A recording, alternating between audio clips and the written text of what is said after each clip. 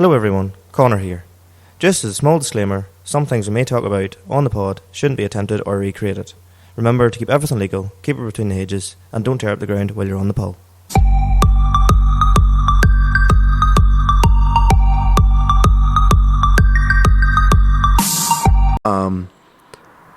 But then we were at the merchant during the week, and in the package there was a treatment. Yes. And now whenever Gemma showed me all the treatments, I was like, I don't really know what to go for. So I just was like, what are you getting? She said what she was getting. I was like, screw it, I'll just go for that too. Back massage and a facial. You know, fucking nice it was. Do you want to know the most? So more or less went into the treatment room, and the woman was like, right, could you get up and think, right, if you've never been in a treatment room before and you have the bed and then you actually have the hole in the bed, the thing you lie on. Yes. And then you have actually the hole where your head goes. Yes. It's really awkward when you've never been in that before. So anyway, she was like, I get in there and get underneath the towel. And I was like, right, no bother. So as soon as I jumped up, naturally, me being the clumsy bastard the towel went flying. I was like, right, we'll just lie down here and we'll just go for it. Put my head through it and I was like, then I heard the door open and then I put my head up. I was like, well, how's it going? And then they like fixed everything so everyone's alright. That was grand. Yes. So then they started doing the back massage, but like they done a bit of the back and then backs my legs and then down to my feet. Now I fucking like, see if somebody touches me in the feet, they're getting hoofed in the face like a cardiac. Yes. Well, all I heard was like sloshing of her putting like oils or whatever in her hand and rubbed it together, and then all I felt on my feet and I was like, I was literally like a seer trying to fucking... I hear you, I'm like that too. I don't like my feet being touched either, like, and it's like the urge to just jolt. My fists were clenched and I was like, just please make this be all to do with feet. And I mean 20 seconds is the most, not even 10 seconds. But it probably felt like 20 minutes. Fucking not joking. So then sort of like 10 minutes later, she was like saying, well, how are you finding it? Is everyone okay? And like, am I doing too much pressure? And I was like, no, everyone's grand. But just I was like, whenever you done the feet, I was like, she was like, wait, is everyone okay? And I was like, aye, but like, I was trying not to drop kick you. And then she's like, I didn't even notice. And I was like, aye, but if you looked at my fists, they were fully clenched. And I was like, please don't do us too much. But yeah, we're so bad at like complaining. I know you. Oh no, it's not a complaint. Do you want to know something? Around the facial head massage and around my shoulders, holy fuck, would recommend. Do you feel like a new man? Don't feel like a new man, like, but something I should probably do again is get like, my shoulders. show my shoulders, and she was like, you know, your right shoulder has so many knots in the muscle of it. And I was like, I had never knew what a knot in the muscle was until you literally feel your muscle being stretched out. And or even whenever they're putting the oil in your back and it's kept in like, I don't know, like an oven-y type thing to keep it warm, and I'm like, fucking that is quite warm. But yeah, no, it was good. Now would I probably normally spend that amount of money on something like that? No, but it was nice for a you while. need to treat yourself now and again. Will we kick into the podcast? I suppose we may. How long will we run it for as usual? 49 times into this, still can't do it right. At least you know it's episode 49. True. Well, folks, how's she going? You're listening to the I Agree Automotive Pod by Limited to Slip Differences. Your perfect blend of cars, tractors, and everything in between. That's a new bit. I forgot I wrote this. That's why I'm a bit like, this doesn't look like my normal spiel. No, I don't know when I edited this, but there you go, you got the intro and you got it, and I didn't even know I had it either. I'm Connor, forgetful as always, and I'm you are Michael, who's actually supposed to be the forgetful one, but anyway. And as you heard before I even said anything, as you're listening to episode 49, we are one away from is it a golden anniversary? Is that 50? 50 is 50 year golden? Aye, if you've 50 years doing something. It was 50 podcasts, still a golden podcast. Aye, no, this isn't the golden one. No, we're one away from the golden. Yeah, I suppose. Aye. Do we get each other anything for it? No. No. I hope at the time this is out that the merch that has been ordered arrives and I can get it out ASAP. Yeah. I would say by the end of this week coming, we're recording this the Sunday before we release, so by the end of this week coming, all the merch should be with us because we got it ordered in good enough time for that. Do you want to have a bit of a laugh? Just as it comes in my head. Always. So anyway, obviously, the Killarney Historics Rally is on this weekend. Yes.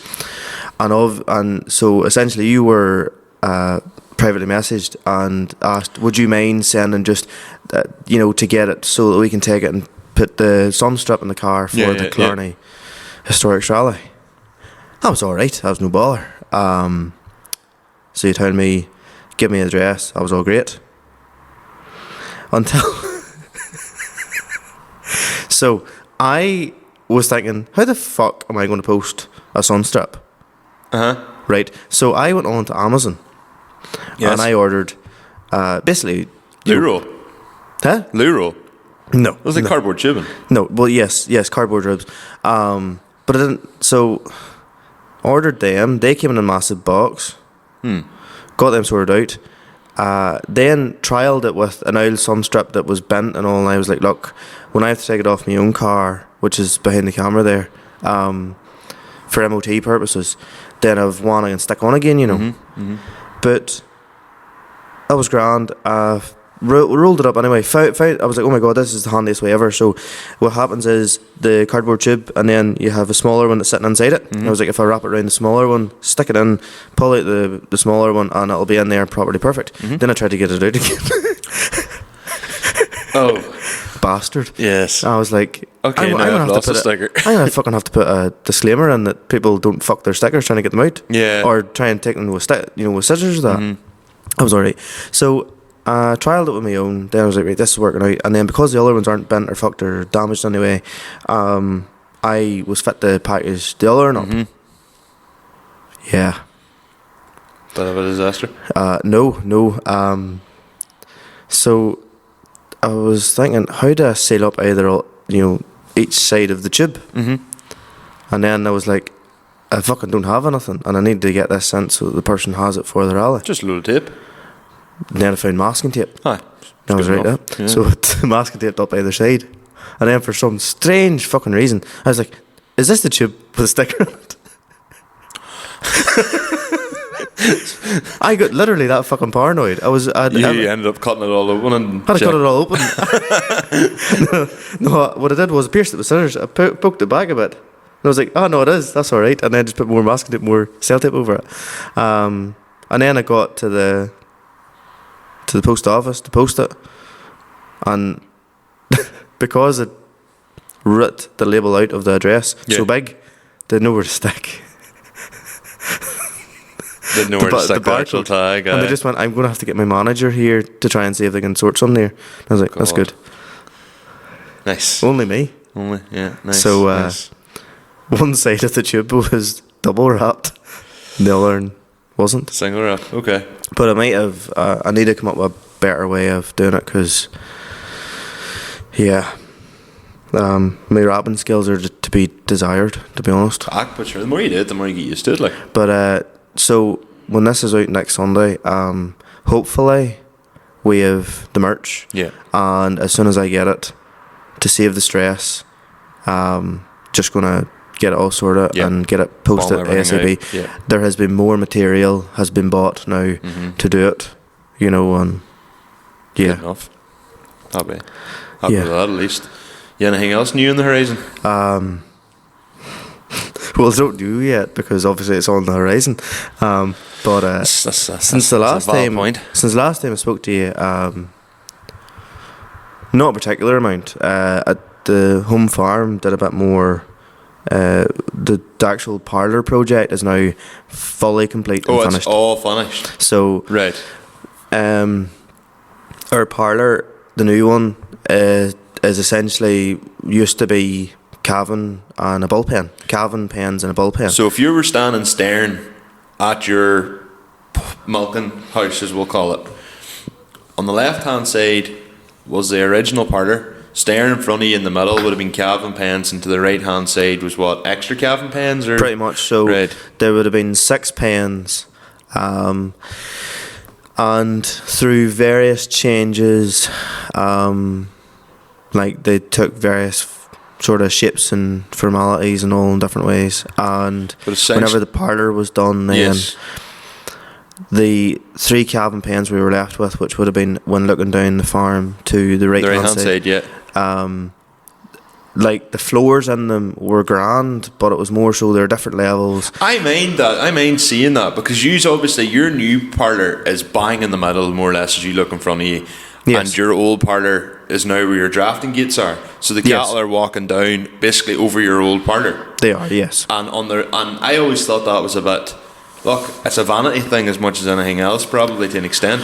But I always remember thinking, right, they've all this nice concrete work done, but you do have like this drop off the yard down this kind of like stony path where all like, and then you've got the extra calving pens on the right hand side. So it was done in a sort of way that this would be a great place, that because with the way things were, it was, you said, near like an alleyway. You had the shuttered wall for the parlour, and then you had the 3 calving pens. Yes.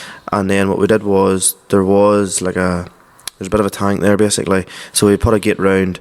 So that if you'd say a couple of cows weren't well and they were coming in at the tail end of the milking, you could put them in this gate, and we had different ways that you were fit to work it very hard, leave everything that one person could do it. Where your cattle are I've never seen as many gates in my life. You can never have too many. You have it set up that you can do everything, but it also looks, if someone didn't you'll look at your parlour, and if you were to stand, or your whole cattle area, and if you were to explain that out to someone, you'd be like, we can close this for this, and it would probably make so much sense. But at the same time, if I look at it, I look at your parlour and I look at your cattle setup, and I just feel lost, because there's so much. You can imagine. So we're the very front of the pit. So let me think. So basically, every one of our sheds where there's cubicles in it is like a branch off, you could say. And every one of them has a gate at the end of it. Yes. So if I need to keep back certain cows, I just close the gate. That keeps them in that amount of cubicles. Then there's 4 or 5 separating gates, and every upright along the slat side of the feeding passage has hangers on it basically. Yes. So really you can stick a gate on any length that you want to keep. So it's more so if you have too many milk cows, you can give them more space. Yes. And if you have too many dry cows, you can give them more space. You can give them more space. Yours is really interesting. This is why it's like, apart from I think the calves, newborn calves, all the animals in your farm are under one roof. At least that's how it looks to me. The way it has worked over the years, it used to be that the sheds would have nearly been sort of separated, but what we did was over time, essentially we've took away all the side sheeting, and now you can, if you're standing in the feed passage, I can see right over to the heifer house. Yes. Yeah. So they're all under technically the one roof. No, that's what I'm saying. It's because it's so different to mine now. And in one way, it nearly makes your farm seem smaller than it is, because if you look at it, you don't see all these different sheds. Whereas here, you have the main milking parlour, and then you have the dry cow house built onto the heifer house. Then there's the older calf house and the younger calf house, and then there's the bullock shed. Yes. Do you don't normally keep beef though, do you? Unfortunately, you're doing it at the minute due to TB reasons. We have a beef enterprise. Yes. So the reason that everything is on the one roof was we've one long feed passage. Yes. And the one side of that feed passage is slats. There has been thoughts of putting maybe some cubicles in some way, shape or form along it. Hasn't ever went that way. It was left that there was 2 centre slabs set in that if you wanted to, you could lift them out and cows could freely walk across the feed passage, and it would be slatted. Yeah. Funny, I always wondered, were you ever going to do something like that? No. Then it was left that the one log feed passage can feed the dry cows, heifers and the milk cows. So basically the one load of the diet feeder can feed the milk cows, and you can put your block silage in for the dry cows. I always wondered, did you ever, because of the way your setup is, did you ever worry about some cattle never getting fed? They can't be the case now, way. So can you get every animal basically in your entire setup feeding along that one line? The one side of the feed passage because we've since, so we were feeding bales and we had one long bar going across, and because the silage, essentially, there's always one animal in a herd that loves to flick it up around her back, or pull it in, and to stop that we put condon sort of slanted bars, like a Z shape, kind of like a Z turned on its side, sort of. Yeah. And if I can think right, there's at least 110 spaces in one side. Right. So I think every barrier's maybe got 10 or 11 spaces in it. Yeah. So there's the full length, I think, is 110 to 120. Right. Okay. And then the other side for the beef ones and that is just done the same way now. So, more or less everything is left with the gates, and now we have since sort of changed it another way a wee bit, that it now works all with field gates. Yes. And it's handy just to have, because them field gates, when it comes to testing time, you can lift them off, put them in a trailer, and you can use them up at and they're light, and ground they work, and stuff. Yeah. Well, we always buy heavy duty ones because the light ones are a bit of a disaster. Something runs into it and it buckles in half. Aye, and the others last longer. Where was I going with that? Or why was I telling all this? You were talking about getting the concrete done in the parlour. So, I've kind of ruined the story. No, well, I completely forgot what I was talking about. So, the other side of the parlour, between it and the cabin pens, it's just this rubble track, nearly.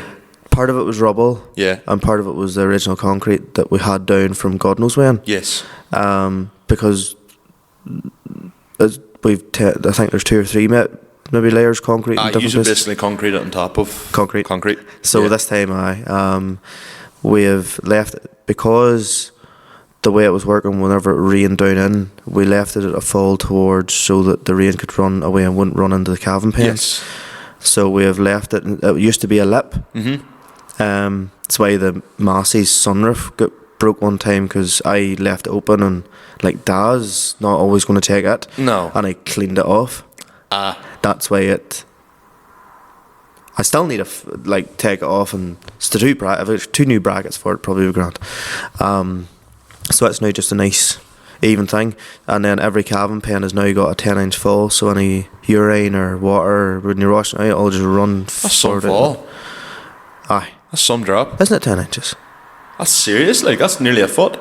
Aye, but we're talking about, this could be in a 15-foot pen at least, 20-foot pen anyway. That's still a drop, like. It's brave. Well, our parlour's I think, is it a 12-inch fall? Would your parlour be as much as that? If you look normal up at our parlour, the top of the parlour is higher than the bottom by a mile. Understandable, obviously. So, because all the milk goes into the one pipe and just gradually falls with gravity.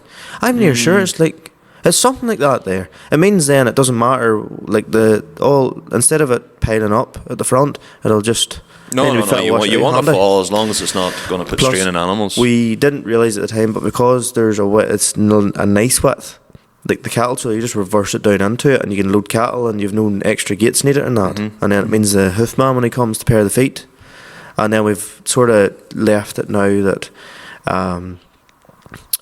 got basically a spark to put a plug in and different things, and then try to leave everything as handy as possible. Means if I want to separate cows, I can go into all the cows, and there's that many different gates that you can separate a cow in 2 minutes, and the cow can't run anywhere else. Once it's there kind of thing. Pretty much, yeah. So other than that, I wanted to give you can talk about your.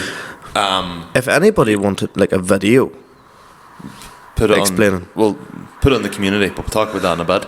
Basically, what I'm trying to do is get the listeners to have a sense of an idea of your part. Rather than you just explaining, we put it on the right hand side. That's why I'm kind of asking you to explain the whole thing. So obviously, what every single person listening builds in their head is probably not going to look like what your setup actually is. But they have an idea. They sort of know by listening. Now that's why I asked you to sort of sound out the entire area. And funny, 90% of all the gates and all made they're all homemade, well, bar the field ones. That's because a lot of your gaps are probably 10 foot and 3 inches here, and 10 foot and 7 inches in another place, and 13 foot and 3 in another place. Well, not necessarily. No. I make my own gates because I think I like doing it. You can make your own to your own gauge. Correct. And it means you can make them more ignorant and heavy. To be fair, now, big statement here, but I've been on a lot of farms, and I would say for what we need it for and that there, I've been a lot worse of a layout of a place. Plus, that's all I'd say. See, yours is a big O. Yours is a big O? Yeah, our Derry house is a big O, basically. What do you mean? Basically, like, it's just a big loop, the way ours is done.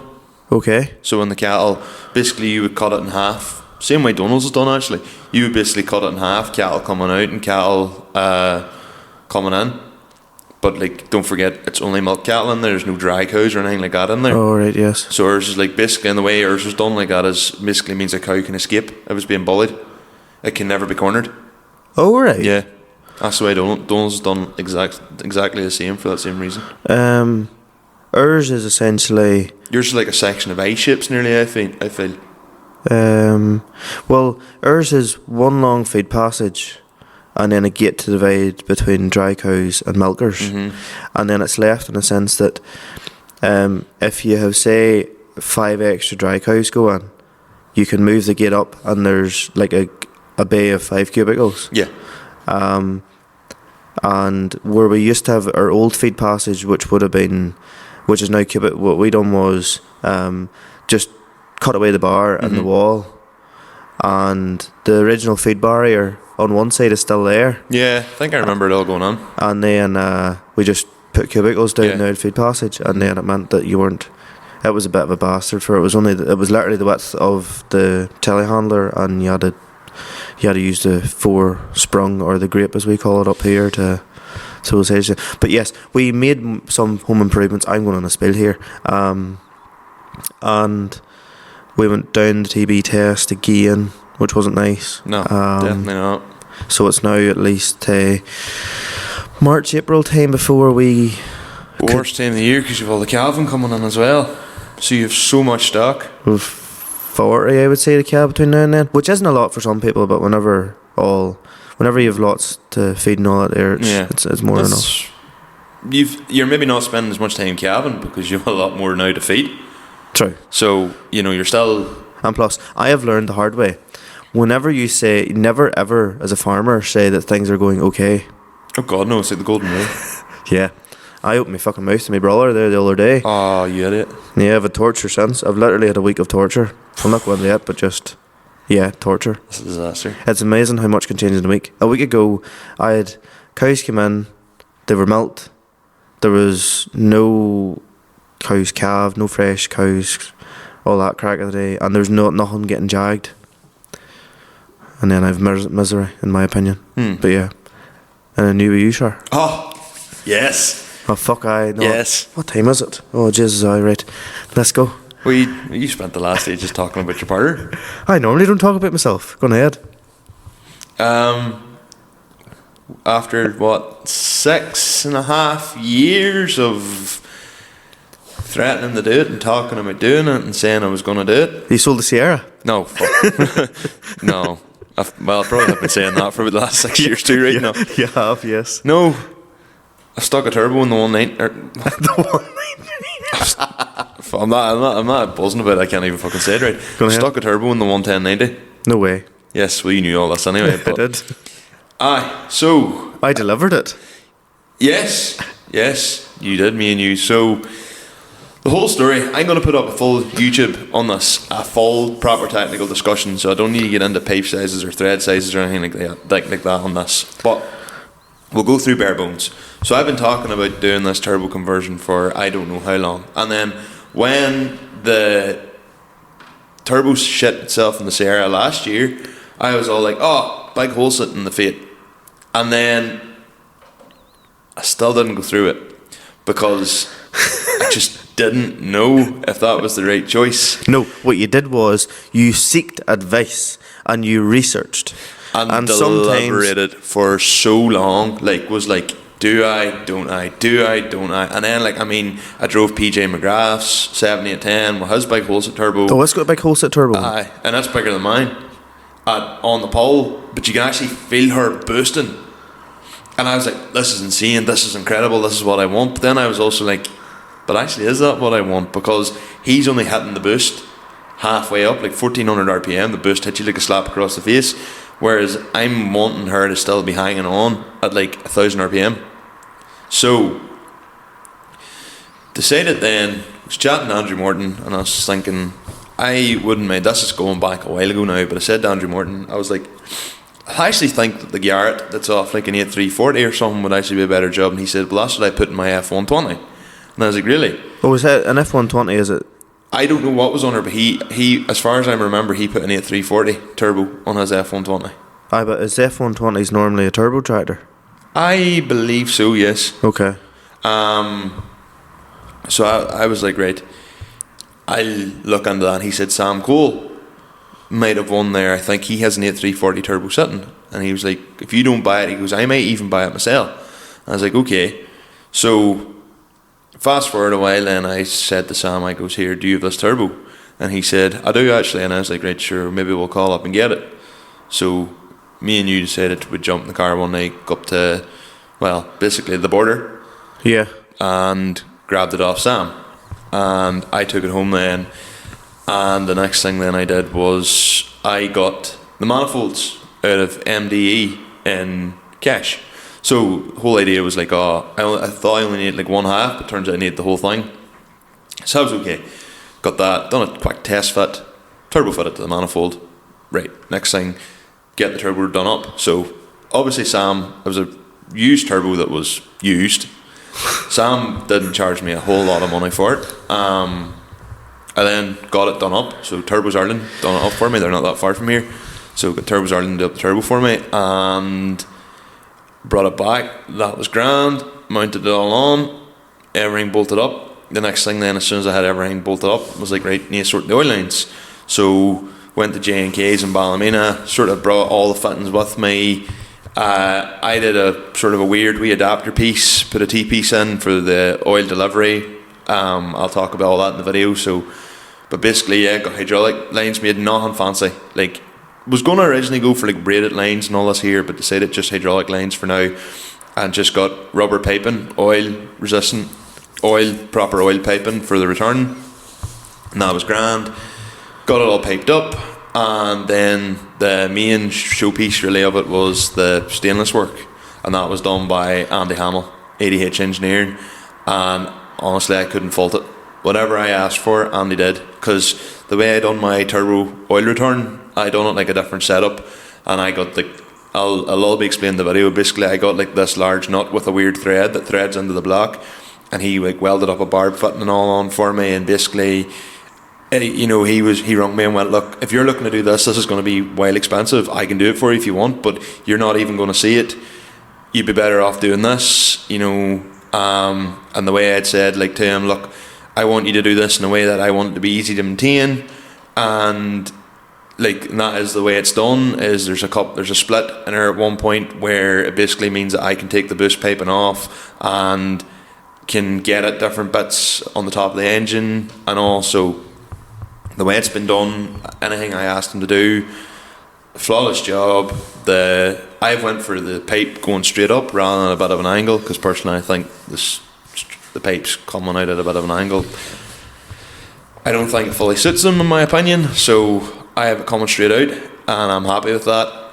And yeah, got her home yesterday, and then I was helping Marshall. I told Hugh Barr I would help him marshal the tractor on there a few weeks ago, so I gave him a word I would go and help him park the tractors and all, and took her from Andy's, which is outside Reynolds-town, to mine, no problems. Drove her to Hughes, no problems. Got to Hughes, ignition solenoid, same problem that caused her last year at the silage. Had a bit of an issue with that, so she wouldn't start, but got her started, and she ran, done the tractor run, drove her back home. So she done significant, well, you know, you don't measure a tractor in miles or whatever, but she done a few hours at full RPM with no load. So that'll have got everything in around the engine, that'll have got the oil good and flowing around the turbo, got the oil up to temperature and all, got everything running through her. She doesn't She doesn't, Poe.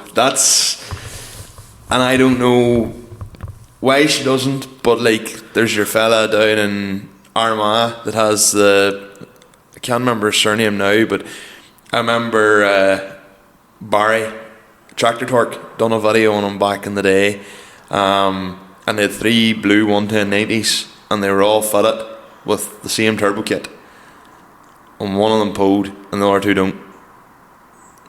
There's any reason, like, I have no idea. So, because I said to Andy, I was like, does she Poe? And he goes, no. He goes, but he's like, there is a wild suck off her. And I was like, right, well, that's still good enough for me. Like, and if you're in 5th gear and you let off the throttle, you just hear this big. Oh. So, like, it still sounds aggressive. Like, you would know there's a turbo on her. Like, you would know she's boosted. And then the only other thing now she needs is I sent a Snapchat out to a few people then, and anybody that kind of knows those engines or knows diesel in general, and a lot of the Fate boys all said, you need more diesel. I sent a video of me like taking off, and they were like, you don't have enough smoke for what you're doing, you need a bit more smoke. And I was like, well, diesels are not like cars where if you obviously have like too much air, not enough fuel, you know, you'll melt stuff. So you don't really have that same problem, but you still need fuel to kind of keep things cool. Yeah. And then obviously, to an extent, if you then have too much fuel, you then make things really hot, and that's when high EGTs come into it. So there's that nice level, but running her a bit lean, shall we say, with fuel wise, isn't going to kill her with no load. But I've been told that she probably needs 2.5, 3 screws, leaves them rightly out. Apparently a screw's 15 horsepower. So 3 screws in a standard tractor would probably bring her up to like 150, assuming that all the horses are there. The problem with my tractor is I don't know if she's been doctored or not, and my guess is she probably was, and I'll tell you why. A, we knew she was a good going tractor. Yeah. Standard, like she was fit, and B, there's a lot of marks in the screw. Oh, there is? Yeah, on the 13mm nut, she's a bit wrong. Someone's been at her before and been a bit rough with her. Oh. So, don't know, maybe just a bad quality nut, but unlikely. So, I might take the whole thing off, put a new nut on. But I think the best thing for me to do is take her to a dyno, see what she's at, and then just give her a bit of extra diesel based on not my calculations, but based on if you assume one turn in is 15 horsepower, even if it's 14 or 16, you know, or 12, you'll sort of know what you're at. So say she's sitting at 120 now, and I give her a turn and a half, that's going to tell me I'm anywhere between 138 and 145. Yeah. And that's perfect. I don't want mental part. I don't want that. So, yeah. Happy. You look like a happy man, indeed. I'm very happy. Well, touch wood, it's the first time. I don't want to say it's the first time I've done something and there's been no complications. Like, I mean, I've obviously put a new turbo in this air and all that, and there was no issues with that. But it's interesting knowledge you gain. Like, you know, from working at the car and all and doing all that. Like, you know, a few years ago I wouldn't have had the first clue on how to size everything, and now it's just, I'm going to need this size of line, I'm going to need this, I'm going to need this, I'm going to need this. And the whole thing was, I had it all out in my head, and when I had it all planned out and got it all test fitted, it just worked. So I think it's the fact that you've just took into it, didn't take mad amount of time to do it. No. And you did it, and she turns on and she goes. No corners cut. Now, by doing it myself and buying all the kit individually, like, to buy that Garrett turbo now, that same Garrett turbo, I think if you go to Cowens or whatever, it's probably got some £900, maybe a bit more. If you were to pay someone to fit that, like, you're going to want the right man to fit that. £30 an hour, likely. Aye, so there's savings there. Like, that kit, if you went to MDE or whatever to buy the other Scan turbo kit, the one that has like the kink out the back of the exhaust and all that there, I've talked about it a few times. Like, if you can't claim back VAT, that's £2,300. If you can claim back VAT, it's like $1,850 or whatever. You know, most farmers will be able to claim back VAT. But, like, mine's isn't costing me anywhere near that, and it's fully OEM. Aye, there you go. Like, the only thing that would make it more OEM would be metal pipework for the delivery and the return of the oil. Does she go any faster? No, she still revs out. That was one thing that was interesting whenever I first got her. And I took her out from Andy's. She was sat, I took her out, and I was like, she felt a bit odd. And I was like, oh no, like, what's happened? And she was sat at like 2,400 RPM. And I was like, no, this thing's supposed to sit at like 2,650. So then I was like, okay, pressed the throttle down as hard as I could, and eventually she started climbing. So I don't know whether it's maybe like the throttle, possibly, the connection maybe a wee bit seized or something from her lying up for a while or whatever, I don't know. But I was like, right, okay, that's... So then drove her on at the full, and then any other time I hit the throttle then on her, she was grand. But I noticed that with my tractor, that when she is first cold, like on first journey, like say I leave her sitting for 5 minutes in the yard and then jump under to go drive somewhere, she will struggle to get up to that 20, even past 2,500 for a while, and then eventually she goes and revs on out to like what, 2,650, 2,700 max, which is a lot of revs for a tractor. No, it is. And some boys have theirs going on round. Tired, Connor? It's been a very long weekend. I would say that. Well, look, I'm going to do a full YouTube video on it. I make a cameo on it, I think. I don't even know what to do. We had to do... Did the camera save the on time that you... No. Oh. But you're still in it. So I'm going to do a whole technical piece, start to finish, on everything.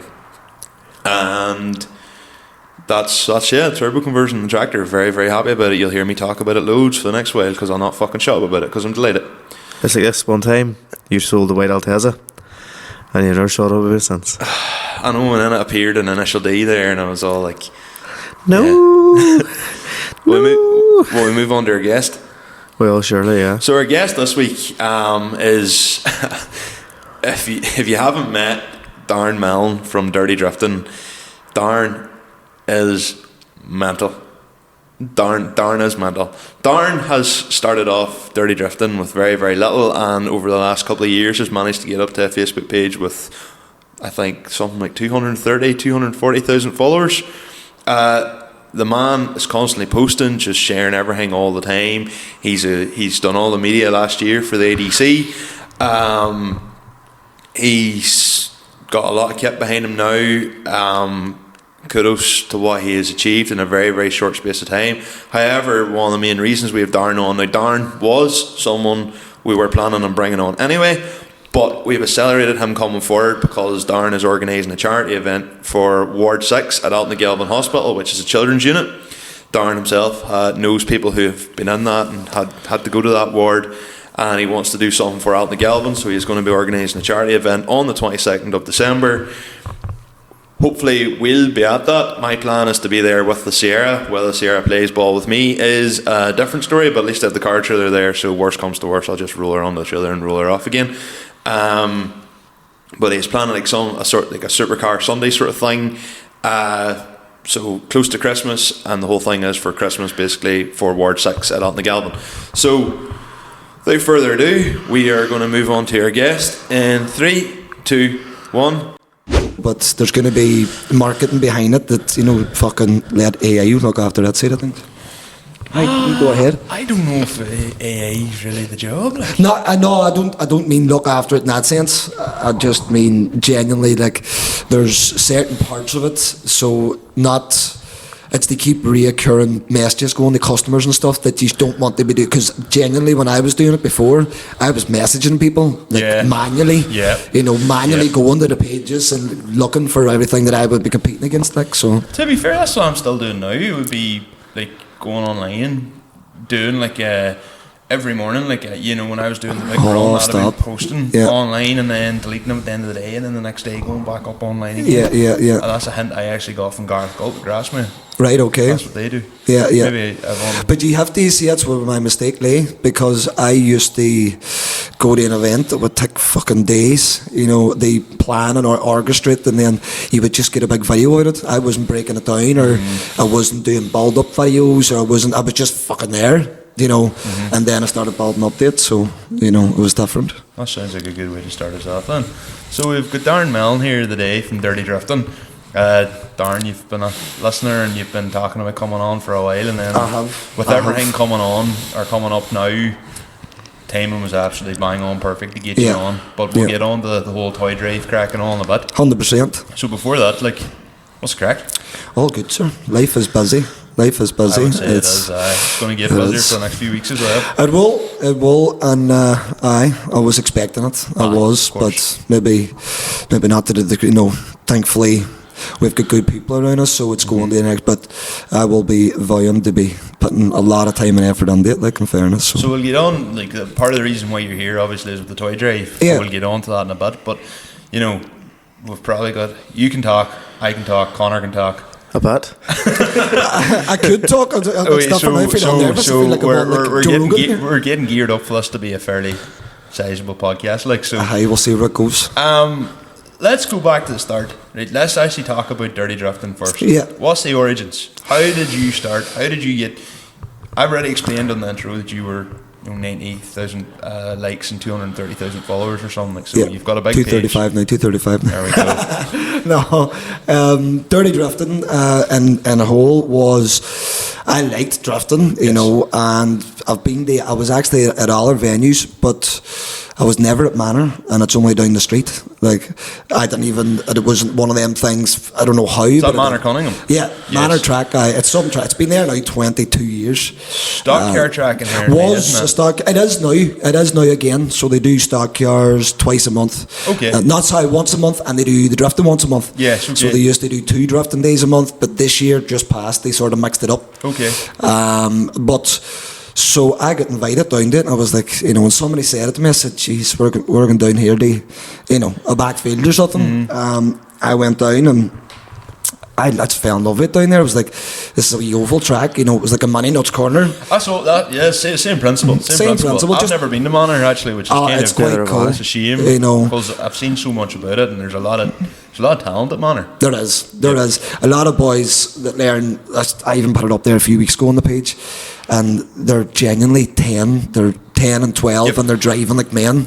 You know, that's not rare. That happens all the time. So that was one of the things that caught my eyes. In fact, I was going, geez, you know, it's 15 minutes from Derry. It's not away down the road. And then there was a few boys basically running around after, and they were asking, boys, did you get a photo, or did you catch me on that there? And they were all lucky if you had, and you could have. This was 5 years ago. It wasn't the best quality, but still all right. And I was like, geez, I'll take a few photos. I said, I have an iPhone 7, and I know you can do like shutters and all that. It was the first, you know, it was crazy. And I said, so me being me, they had their own media guy, and he was all high-vised up, and he was sort of looking around, and I was like, right, you know, this is where Dirty Drifting sort of got to the quicker numbers because of what I believe the way I done it. I didn't mean to do it this way, but I started going to places within the track where you probably shouldn't have been. They take photos, and people were like, well, who's that dude? So originally I put them up under Darren Mellon, and all the lads were out one night. We were just on I don't know, on session or something. It was just a bit of crack. It was night out, and we came up with the name Dirty Diffin originally. Yes. So I was like, we'll call it that. And the photos, I was like, fuck, you know, they're good. And it was on a phone. I was all, maybe I can make a wee bit better. And overnight, I think it went to like 1,000 followers. I woke up and it was like 1,000 followers. And Jesus. I was like, what's going on here? Like, and then it must have been a month after that. It was Christmas then. Around that time, the missus bought me like a camera. It was like just a starter camera. And by fuck did I use that camera to its full capacity. So I still went to Manor, but I started taking 5,000 photos and using 50. You know, and I was going through, and people thought I was mad not to use certain photos, but it started. I wasn't even thinking about videos. You know, boys were reaching out and they were sharing it, and they were doing that, and I was like, you know, it's getting a bit of traction. And I started doing videos, which I didn't know what social media was, but I barely even had a phone number back then. I hated phones. I just didn't like it, you know. I still don't. People torture me sometimes, but I started doing videos and learning myself, literally through YouTube, the whole, I know people would say it's a bit of a, what's the right word for that? It's something, you know, self-taught, it's not, it's just, it's been self-taught, and then I started going to Eglinton, and I was going to Agadoo. I was going to anywhere that had an event, genuinely going, and I was working 6 days a week, going to the event on the Sunday, going back to work, still 6 days a week, editing, and the van. Like, I used to have the laptop and the van with me, and we'd be doing that. And I was obsessed with it the same way I am now. But it really took a change when I went to Mondello. So you have to know yourself, like Mondello's, when you go there for the first time, and you know you've been to Manor, and like Nuts Corner to me at this stage was massive. When I seen this big oval, it was all this would swallow up Manor, you know. But they're all their own things. When I went to Mondello, I actually was, and I think I told you a story. I'm sorry if Keane or the Drift Game's serious, but it's alright, they'll know it now. I didn't get media, like, you know, but me, it was like, I need to get in, I can't take photos through that fence, you know. No. And it was dead. When I say it was dead, it was COVID time, I think. There was there wasn't many spectators. I think it was just finishing up before that, so I went in and got photos. Was this like one of the Jap Fests? It was like a bash. That was the one, I was going to say, I thought it was maybe the one me and you were at, where everyone nicknamed it Jab Fest. Jab Fest. No, there's they always call them 90% things there. Jab Fest for that layout.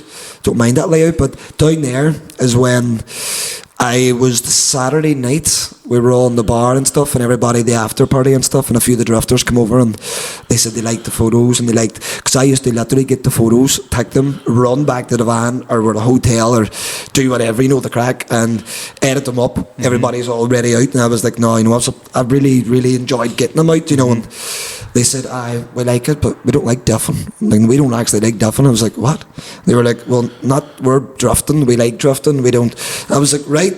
And that's where Dirty Drifting was born. I think it was Jordan Boyle. You know Jordan Boyle? He owns a motorsport thing, is it? Or he drives that Sierra drift car. Jordan Boyce. Jordan Boyce. That's Powermax. Powermax, yes. I know Jordan. Shout out to him, Jordan. Yeah. What a driver, like. And, they're meant to be coming back. Yeah, they're I hear that. Coming back. They're doing a build. Yes. I don't know. Is it the 4? I don't know. Sierra. Yes. Because I put a Sierra drift car on the page a few weeks ago. And I said, could you imagine seeing that back? And somebody tagged him, and he tagged something back. But dear God, if that comes back, it'll be nice. I know about it, what's been done to it, and if he can get it working, because there's one other person in the ADC runs that same engine, and they cannot get reliability. I think I know what engine you might be on about. A lot of money to be put on it.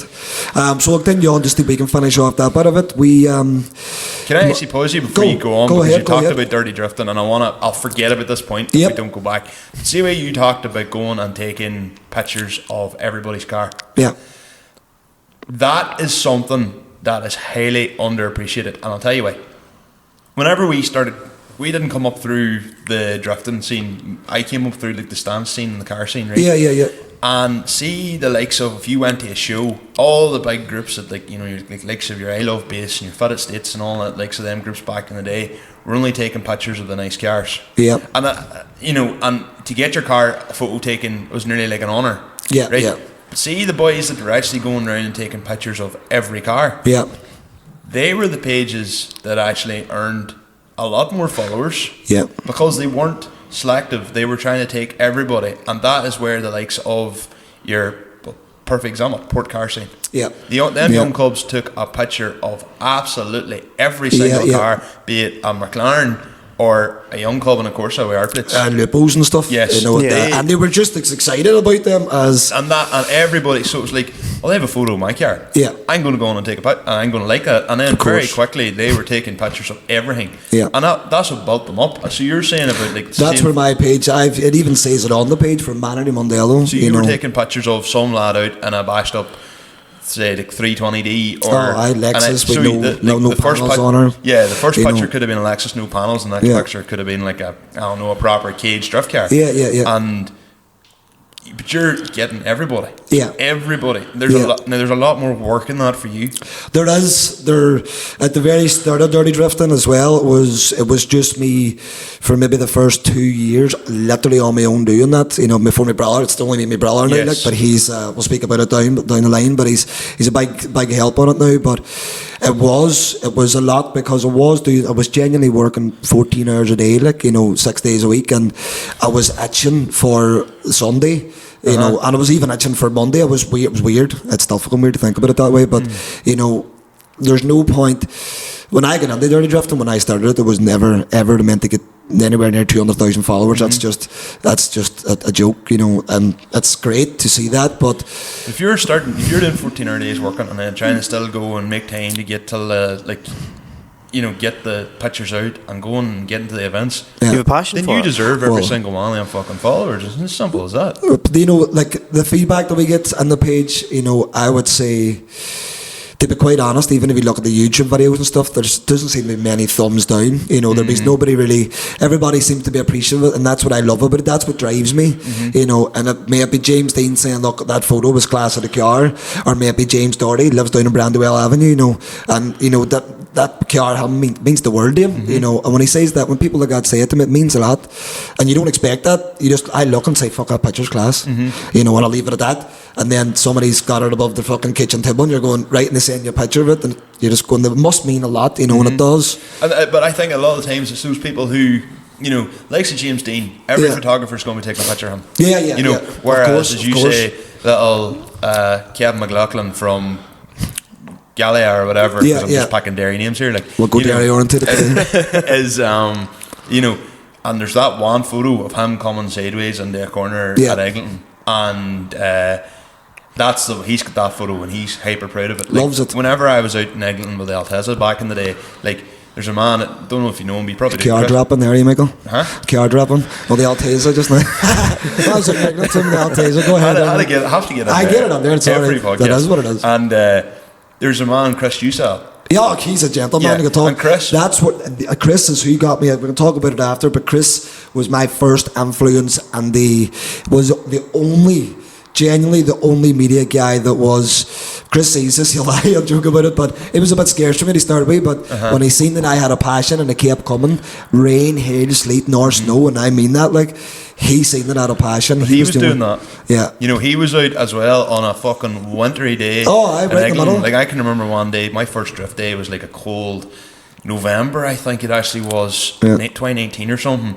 I remember going out being scared as fuck, and like, there was still a photo of my car, even though I think I managed to do, because my diff was one wheeling, I think I managed to do like 4 full slides. And he still got caught? And he still got a photo of me, and I was just like, and I really, really appreciate that, and like, I cherish that photo. It drives you to come back and do it again, you know.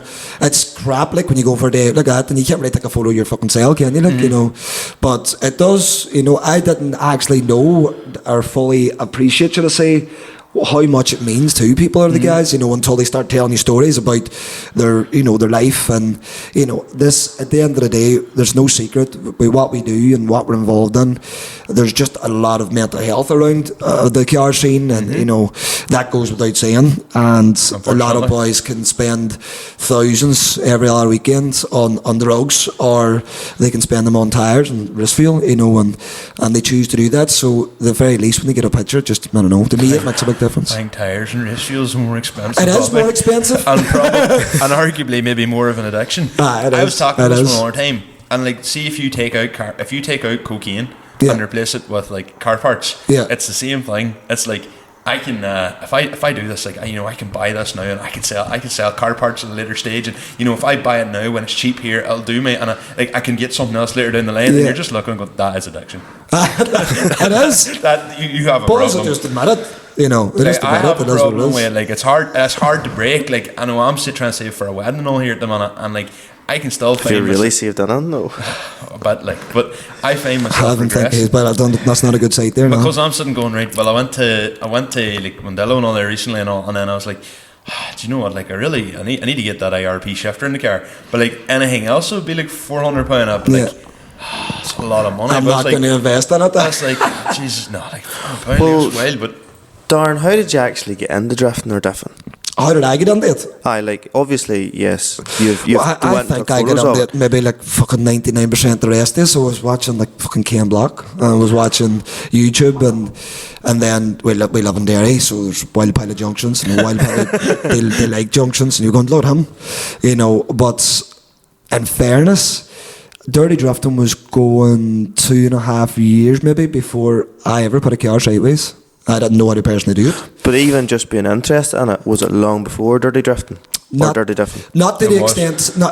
It happened by accident. It was just that, I just happened to be going to Manor. Yeah, I used to like drifting and diffing, but I was never going, I'm going to start a page. I had no notion that I was starting a page. The page, it was actually short. It wasn't that long. It was a few years after my father passed away as well, and I was trying to get my brothers back in the cars and stuff, and I was like, maybe he could come, and he used to come to the events and see them, but he was never involved for say.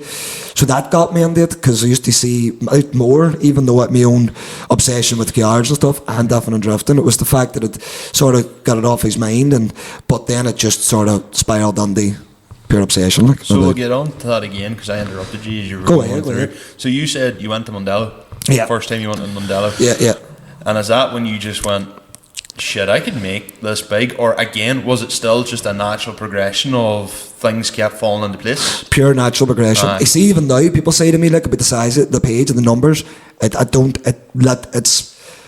don't know how to explain it. I don't see it like that. I'm sure even the way you're actually, like, oh fuck you, man, they know us because we be on our faces and we do it, but then that's not really the reason why we're doing what we do. We're not doing it to be seen. We've got to, we have to be seen to put our voices and what we're doing across. Well, that was something you only put forward to me more recently, but we'll talk about that in a bit. But it was natural. It was just, I was like, this is class down in Mondello, and I think the first time I went down there, you could have drawn a picture of my hands. They were that red raw, and I had a pair of fucking fans on, and I was feet soaking, trench foot, dirty, like.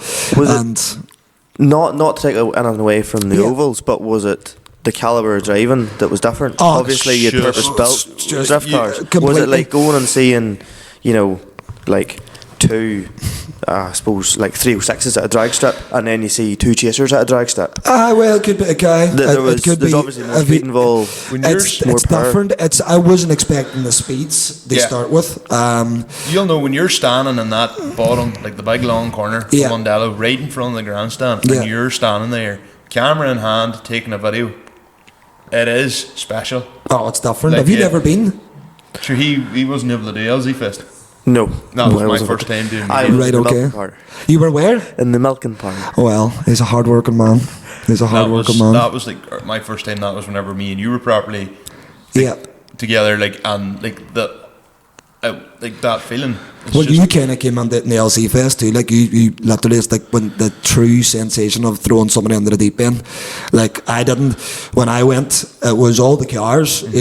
Like they were flying. It was the same, but there was nowhere near that amount of people. There wasn't. There might have been one of them hot dog stands. They're like everywhere you look, there's one. I'm not saying it wasn't the cal, but they weren't. It wasn't like that. So. There was a lot of media people there, that all knew each other, and they have been to shindigs before, and I was that red, but I don't know what it is. I don't mean it's not a cheeky way. It doesn't put me off, that shit. I just go like a wee fucking weirdo kind of, and just go quiet and do my work. I've got a mission in front of me, and I do it, But there is a time that you're just going, why am I here? Like the same way, like I was going, what the fuck am I doing here? Yeah, that's exactly how I felt like. But I was there, like you were there fully legally, I was there illegally, basically, to start with, until, this was the funny thing about it. I was standing beside a guy, and he pulled out, like, one of the first time I ever experienced a lens half the size of a fucking Sierra. I was like, what's this about? And I looked sore. That was my initial reaction. I said, that looks awkward. And I only had a wee 200 lens, and it was actually quite good, I thought, what I had, but he looked at me, many pictures you taken on? I said, about 2 or 3, and he goes, I've took about 200 or 300 myself. And I was like, this was coming near the end of the weekend. I had about 3,500 photos, and I was like, right, so obviously, maybe if you'd have got that yourself, you don't want to look like an amateur and all. Like I was like, and they were on about hit rates and shutter speeds, and I was just on YouTube on the way up the road to Mondello seeing what ISO meant, That's not. I was all what does that mean? And all that. I was all right, and I was all right. So, and I said, if I go to automatic, the shite. I'm not going to go to it. So it was all manual, and then I just started like literally tweaking and moving and doing stuff, and then a few worked, and then by certain Sundays I said, right, that'll work, and if it gets a bit darker, that'll work. I just stuck with them settings for a while, and I started, but you know, they're still not the best of the best. There's guys out there that do this full time, like, you know, I love photos, but the bigger aim then with the page was to try and get the videos, try and get a community, and then when the event started, then it was different. So you heard about the events? All the events that I done, like, through Dirty Drifting. Aye, so, well, is that what follows on from Mondello then? So when you were at Mondello, you were saying it's a different ball game. Yeah, yeah. Like, did you then move on to going, fuck, I should start doing these events myself, or what that's what I did do. I made it my mission. Well, they start with the photos got noticed a lot because same as, which it was a bash, so there was some beautiful cars, but back then there was 328s as well. It was the bash. It was the bash. Like, yeah, there was. People talked about a bash car. Yeah, and it was there might have been 60% that were competition, boys getting ready for ADC, and that was good. But I was taking still photos of the boys in the other cars just as much, you know. So again, that travelled, and it really, really moved, you know. And I'd never ever put my face on camera. Never. I only started being on camera last year for more accountability to the page. I was never on camera. I swear, I was never on camera at all until last year, like at all, like. And then I just went, well, we'll approach it different. They see, which it ended up being good. So Mondello, after then the next one, I did get approved. I was on the list, and I went down, and I took full advantage. Like, you know, I was down there, and I was doing all the photos, I was doing the videos. I was, you know, I still then, but I wasn't using it my full capabilities. I wasn't taking wee photos and wee videos. I wasn't, you know, I was just going down for one weekend, taking all the stuff and cramming it all into one album of photos and one big video. I was still learning, literally learning, just looking at pages and doing stuff like that.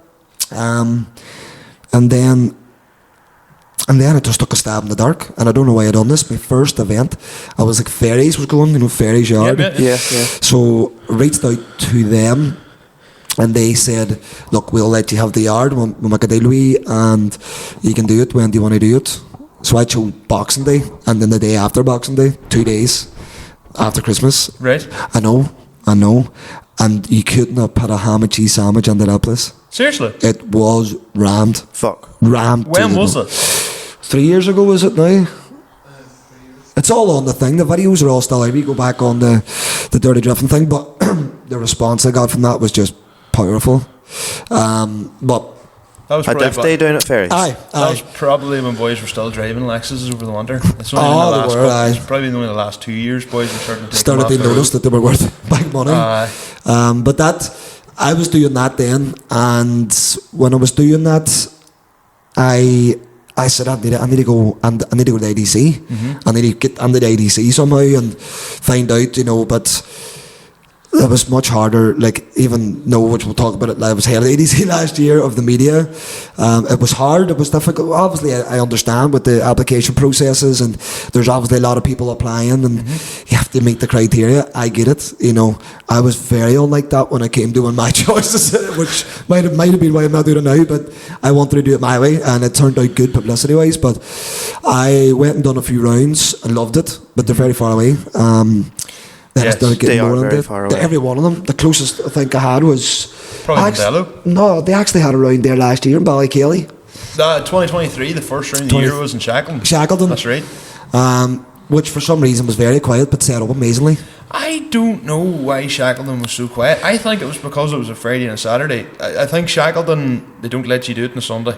I think they're very strict on the rules in general, and it put a lot of people off. I don't know, I wasn't involved in ADC, but I know for a fact on the weekend of it, all the boys had to load up the vans after the first day and move it out and come back in again. And I don't know if they actually went through it. I think they just went for staying. There was something about that, but I know for a fact like it was a Friday and a Saturday. They wouldn't let. But I think there's a couple of other of the events are like that, which I never understood. I don't know why you just wouldn't have it the main event on Sunday. But because I wouldn't be able to go on a Saturday. I think they do that buggy racing or something maybe on a Sunday then. I don't know. I don't know if they do anything. It was crazy, but it was the way it was set up. But it could have been. Shackleton's got the potential to be insane. Was Shackleton not where Car Culture Live was that one year? Yes, in 2014. Aye. It was Shackleton's class. It's a big airfield. They do all like they do like rally stages. And I was out tail end of last year with Gareth Stevenson in an MX-5. Jesus, that was savage crack. Like he was out round the course and that. That is fun. I know I like. What, like a full rally spec set up? Cheekman's rallying. Target rallying. Still good crack. Oh, and phenomenal. Like in a not sponsored, but like I said, basically a bog standard MX-5. Well, a couple of wee bits and pieces done there. Like, and it was class crack, and there was no checking tire pressures or anything like that. No, just let him go. It was just fucking send it he did. That was one of the first times that someone ever actually reached out to me and said, "Here, can you come along with me?" Like, and I was that appreciative. I put a video and all of it on TikTok. What were you doing, like a co-pilot, or just down for? Just down for the crack. Like, lethal. I was throwing sorry that day. You're probably going to get that a lot more in the future. I done it a lot this year, to the point where I didn't have a single free weekend this year. Next year probably we'll have to take a step You have no back. wains, do you? You have no kids? Well, no, you'll know about that soon. No, do you have any kids, Connor? No, I've 250 You have cows. 100 up there. I've wild cows and that's everything. So That's plenty. I would say in the weans, with weans, like how many do you have? 2. Double amazing ones trouble. there. See, in fairness, like, I'm blessed with them. They're different. They're special. Like, you know, they're great kids. They have their moments, but they are actually. They do. And the wee girl, she's wild on it. She kicks about now with the phone, and she's just naturally talented for the camera. Her, like, you know, she's come out of the womb like that. Like, but no, they're grand. That's one thing about this. And boys, a lot of people forget. You know, I was working very hard towards a goal of, like, you know, what people used to say to me at the weekend, were you not like fucking in Omer, or were you not like in Dublin? Just, I'm the guy, you know, and the same van that I was doing 180 deliveries out of, I had a tent in the back here in Mondello, and, you know, that was multi-purpose, I've used, you know, but it's the time away from the kids, you know, that's a big sacrifice. Like, I don't care who watches this, I'm a soft tear for my wains. What age are the kids? They're 6 and 8. All amazing. They're 6 and 8. So and like if you're starting to do this during a time whenever your oldest was probably what, 3? He was, you know. So when you're doing that and you're finding the balance, there's a few hairy moments in the house on it, you know. There was a couple of arguments maybe, but do you know what? The missus, in fairness, not only has she stuck by me through this whole madness of doing it, she's been to many of events to help me, and she's been at Mondello doing media with me, she's been in Cork, she's been in fucking, what do you call, Limerick, we were down doing the Red Bull thing, I done the media for them. She's been everywhere, you know. Here behind every good man there's a great woman. You better. A lot better than me anyway. The ship might be sunk without, you know, but it is what it is. 100% agree with that. That's what I said last week there. I was like, and a lot of people ask it all, I was all, I wonder if I didn't meet you, like, would I either be minted now, more and more minted, or would I just be in jail? I wouldn't even want to talk about option C. And we just laughed about it, but no, seriously, we've been back and forth to Edinburgh living, like, Ollie was born here, but Maisie was born in Edinburgh. Right. You know, so it's, you know, there's a mix there, but it's good. It's good. It works well. But now with it, it was every weekend. So you're 6 days a week, and people saying, you working all week, and you forget about it almost. You don't even think about it. You're just focused on what's happening, you know. And then the natural thing. Then the quarry, as you know it. So I done that. Sorry, before that happened. I'll call it the Duff Mountain because that's what I called it when I done the event. You know, I done a lot of events up there. The first time I was at the quarry, I think, was 2017.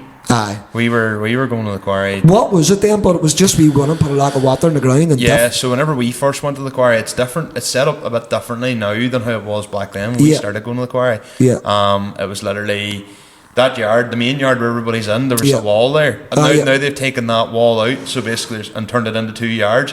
But from where we were at, like, it was a bit more closed off, if I remember rightly, and it just was one big slab. And literally, you were going up, and there was a tap, and there was like boys just filling like buckets of water and throwing it down. And it was we were going up on a Sunday night, and then as time went on, it just got more and more crowded. And then Archie, rest him, put up that video of him doing a burnout, and the cops there sitting in front of him. And what did that just knock it off? Couldn't get in it. Well, it got a lot of notoriety. So after that, the place got insane.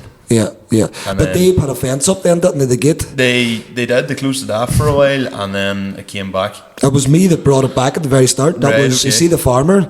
You see, after, like, it wasn't used for years. It was maybe 2 About years anyway. that, and then I ran 2 events in Eglinton. Barry McGillen, he approached me, and them events were, and Barry will correct, he'll definitely say this, you know, I'm not just blabbering about it. They were completely rammed. The police and everything showed up. You know, it was different. When were you doing them events? About 3 years ago. About that, and I mean promoting like the marketing. It was my event, you know, but we worked out a deal with Bar. It was great. It was good to have them on, but I never expected them ever to go the way they went. It was almost emotional, you know, to see it. Boys from Belfast and like everywhere, all over the show, all over Donegal, you know, obviously Coleraine, everywhere they were from, and I was like, this is shocking, you know. But even pro draft cars came. Eglinton was a class track. I love to buy it. Dear God, if I ever could, I'd buy it. Oh, it'd be so good. Eglinton. It was the only track you go drifting on and come out of the track with more rubber in your tires. I know. You go down all day and you'll not. I was amazing for that. 2020, I done a heap of drift days. Yeah. On the Alteza, and I never changed tires once. Same tires. That's what's good about Eglinton. Like it was just slippy. You could go out in your underpowered car. Like I mean, I seen boys going full hang in Sierras, like you know, 120 horsepower, and then full hang, no bother doing the entire track. Like look, it was amazing. It's shocking. It's just shocking that it's closed. The place that created a lot of good drifters. Like you know, from the very get go. It was a very very special place. I really miss Eglinton. Eglinton's. We need to sit. You know, after probably an emotional thing during this. You know, like the week. This is an emotional time here, boys. We'll not get on it. it. You sponsor the podcast. Maybe we could buy Eglinton. Buy more merch. But no, that's when I would have maybe done. And a few more there, but it shut. That was around that time. I think, to be honest, if the trajectory had followed, and Eglinton was still going, that's something we would have looked at too. Of course. But that mountain, I didn't know nothing about that, and that's one thing I heard things about it that it was up, but I never knew. I knew the broad road. I used to know a few boys, but there's that many turnings. You don't go and investigate like.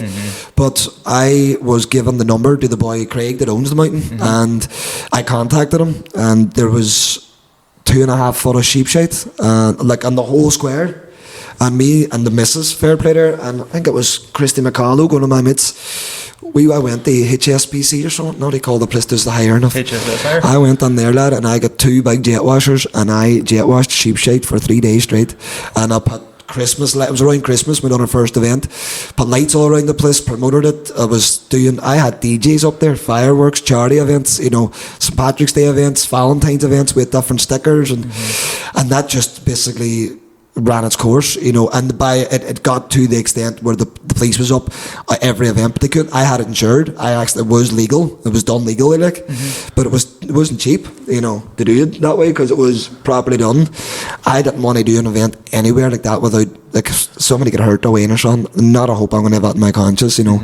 You need to be covered in that sense. How do you get public liability insurance for somewhere like that? It's just simple. You go on. It's the same as any other insurance. It's a bit more footery, in fairness. But you just it's the same as going online and looking for your own. It's public liability, literally. But they have to do like a certain kind of health and safety sort of thing. They see many people's going to be there. You have to have a certain kind of marshals. You have to have fire extinguishers.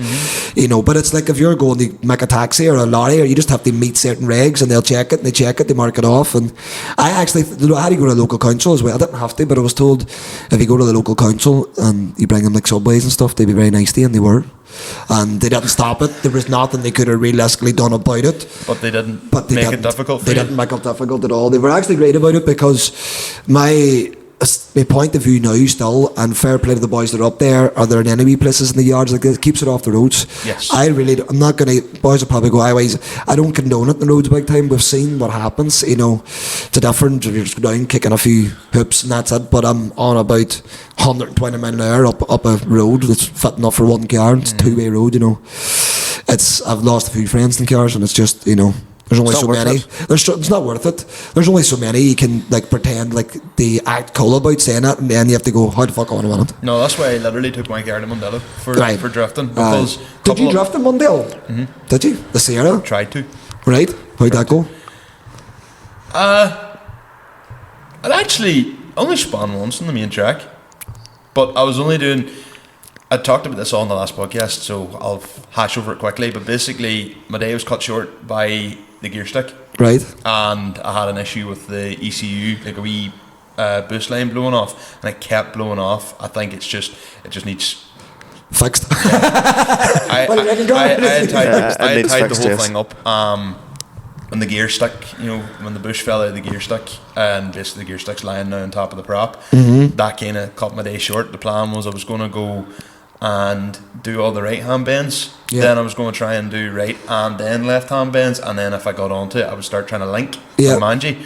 But I only ended up doing the right hand bends. But still, you drifted a bit. I still got it sideways. I would love it. Even walking across the track when I'm down there, I'm going like, it's mad. We know. Look, boys throw it in under the bridge like 110 minutes. It's just, it's just mad. And if it goes wrong, there's a bit of grass on each side, but after that, there's just pure barrier and death. I have to say that first corner is quite wide. Like, which one? And the way under the bridge, or when you come out of the bridge and down? Because it does widen out. What a lot of boys do is they basically go out wide and do a big hang, and it basically scrubs all the speed off. So whenever you're coming in that bottom corner, you're slowed down. Up. Yeah. But boys say, just take out in the road and drive. And it's like, look, we're coming into the October time. Yeah. There's always rain. Yeah. And there's 503 horsepower. I know. I'm not taking that thing out and throwing myself in the ditch. And it looks light. That car looks light. Like, especially after all the years it's sat down nothing. You don't want it to do nothing. There was a lot of boys like, I wouldn't go to the track. I would just take her out the road and learn her in the road. Do you do a wee bit of sliding? No. That's right. It's a front wheel drive. That's a nice ride, by the way. Well, yes, I did tell you to go out and drive it on the road, but like, he has 3 maps in the car, so I said, go on the lowest map and get used to the thing. Go out the road, but don't take the piss out of it. The thing is, like, that car's no ABS, no traction control. All right. No fuck off. Pure manual. Yes. Pure manual. So, that's the way it should be. Like, so basically, if you, like, she goes out too wide on you. Yeah. She's gone. Like, to be honest, I was used to an 80 horse Polo for years. Okay. And then bought Type R. I know 200 brake is not much. But it's a big difference. There's a big difference. Yeah. And like, when I bought it from Ballymoney to home, I forgot how to get home because of the excitement of buying the car. Of course. Because it was one of the dream cars, if you know what I mean. He tried to allegedly race me to 60. Right, okay. And that's why I wouldn't take me on. I wouldn't budge. A week later, I was doing miniature burnouts in the street outside the house. Right, you just got hooked when the old fella was away. Right, okay, of course. Sure, every time you went somewhere, like, we were side by side. Was that the first time you ever experienced burnouts on a car, like? I suppose. To that extent? Doing myself, yes, but I'm a killer. Like, I wouldn't spend the money on tires. That's why. Okay. Like, part of the reason why I wouldn't have a rear steer is the price. The price. Yeah, it's sick how much money's involved in a weekend like at Mondello. It's that weekend in Mondello cost me, and only my day was cut short. I had more tires for me. That day cost me €250 for the day, then plus €100 for fuel down with the trailer. 170 in tires. Yeah. So I didn't bother counting, but that's and you only done right turns. 500. Closer to 600. And in many minutes out of curiosity, did you get in track? That's what I was going to say. For right not turns. A lot, but do you know what? I'm not taking the piss, but would you said 15, 20, 25, 20 but it's the minutes? Experience of it. But if you were to do drift game, like the next one I'll do is the drift game Spring Bash. Okay. All been well, because I'm not spending fuck all between now and then. At least it only costs you £30 a minute. And the tire. Do you know what? Worth it. No, I'm just I had to take the piss at some stage. But you get cheaper in Amsterdam. Like. To be honest, 100%. He drives from the end of the street to or the start of the street to the end of the street. It's like there's 30 quid away. That's what it is. It's madness. The price. But it is. I would say it's worth the feel. I don't know. Have I been in a car at Mondello? I've definitely been on somebody's car at Mondello, but I didn't even experience it well. It was just like fucking. I know my day was cut short, but I still felt like I'd achieved something. I'd went and I threw the car sideways, coming around the corner, and managed not to die. Of course. Like, that was a result. For me, it was a grip, then drift. Yeah. And to be fair, like, the ones at JDM Classics were absolute legends to me. Like, they were so dead on to me the whole time. Like, But one thing I would say is I'd like to do drift games because it's 2 days, right, but you get more track time, and they split the track up. So you've got like your 3 different tracks. Yeah.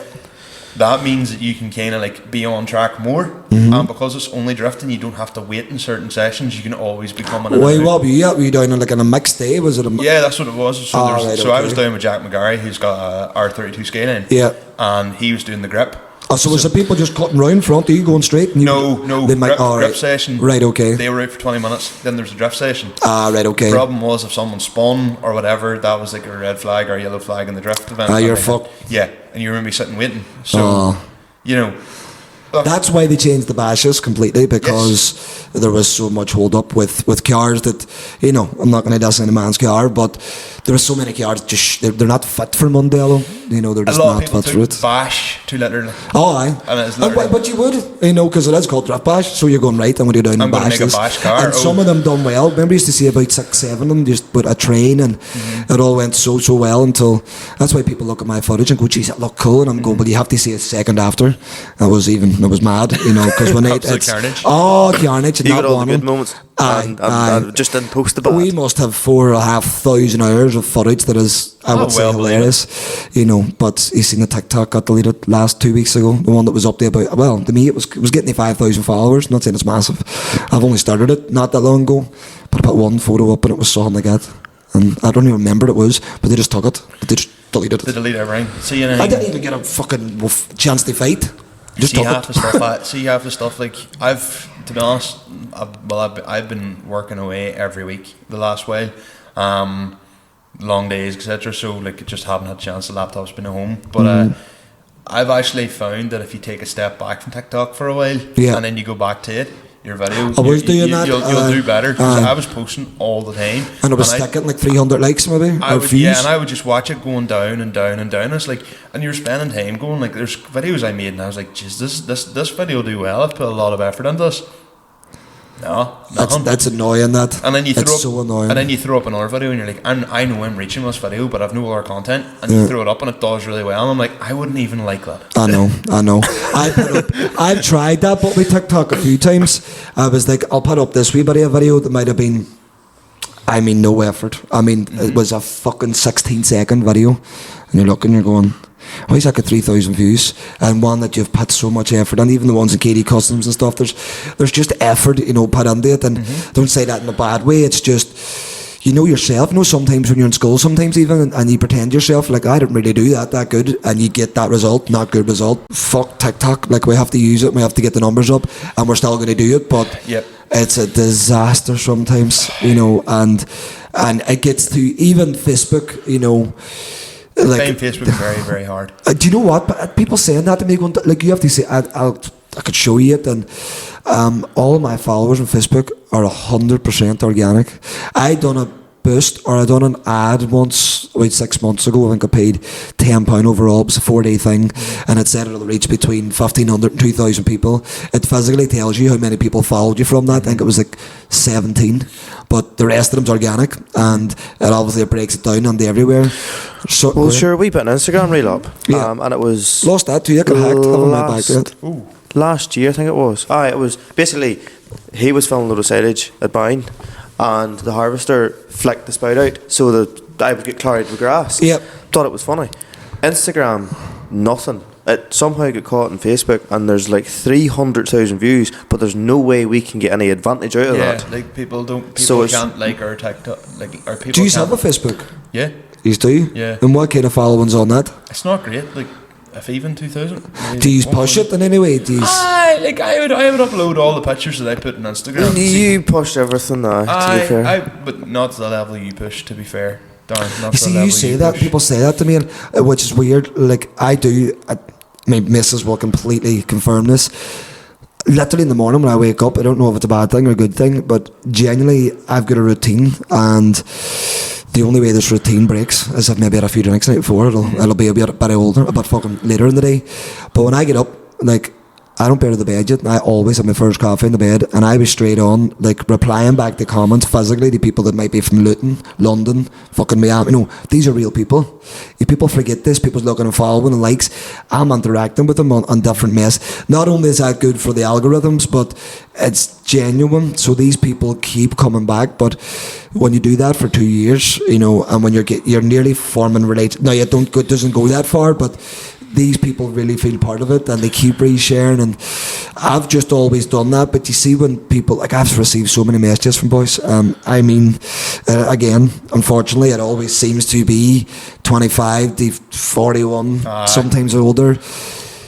They know the difference that the video you put up makes in their day, and you're going, why the fuck's that, I've had comments like that said to me too, where boys would be like, look, I listen to you and hearing you talk about your things and what you're struggling with, like, not as I'm struggling mentally, but like, like Connor will talk about the shit day he's had in the farm. Aye. And some young cub listening in a sorry tankard, maybe his dad's had a gowl at him for a similar reason to Connor, and Connor's like, my father would never gowl at me.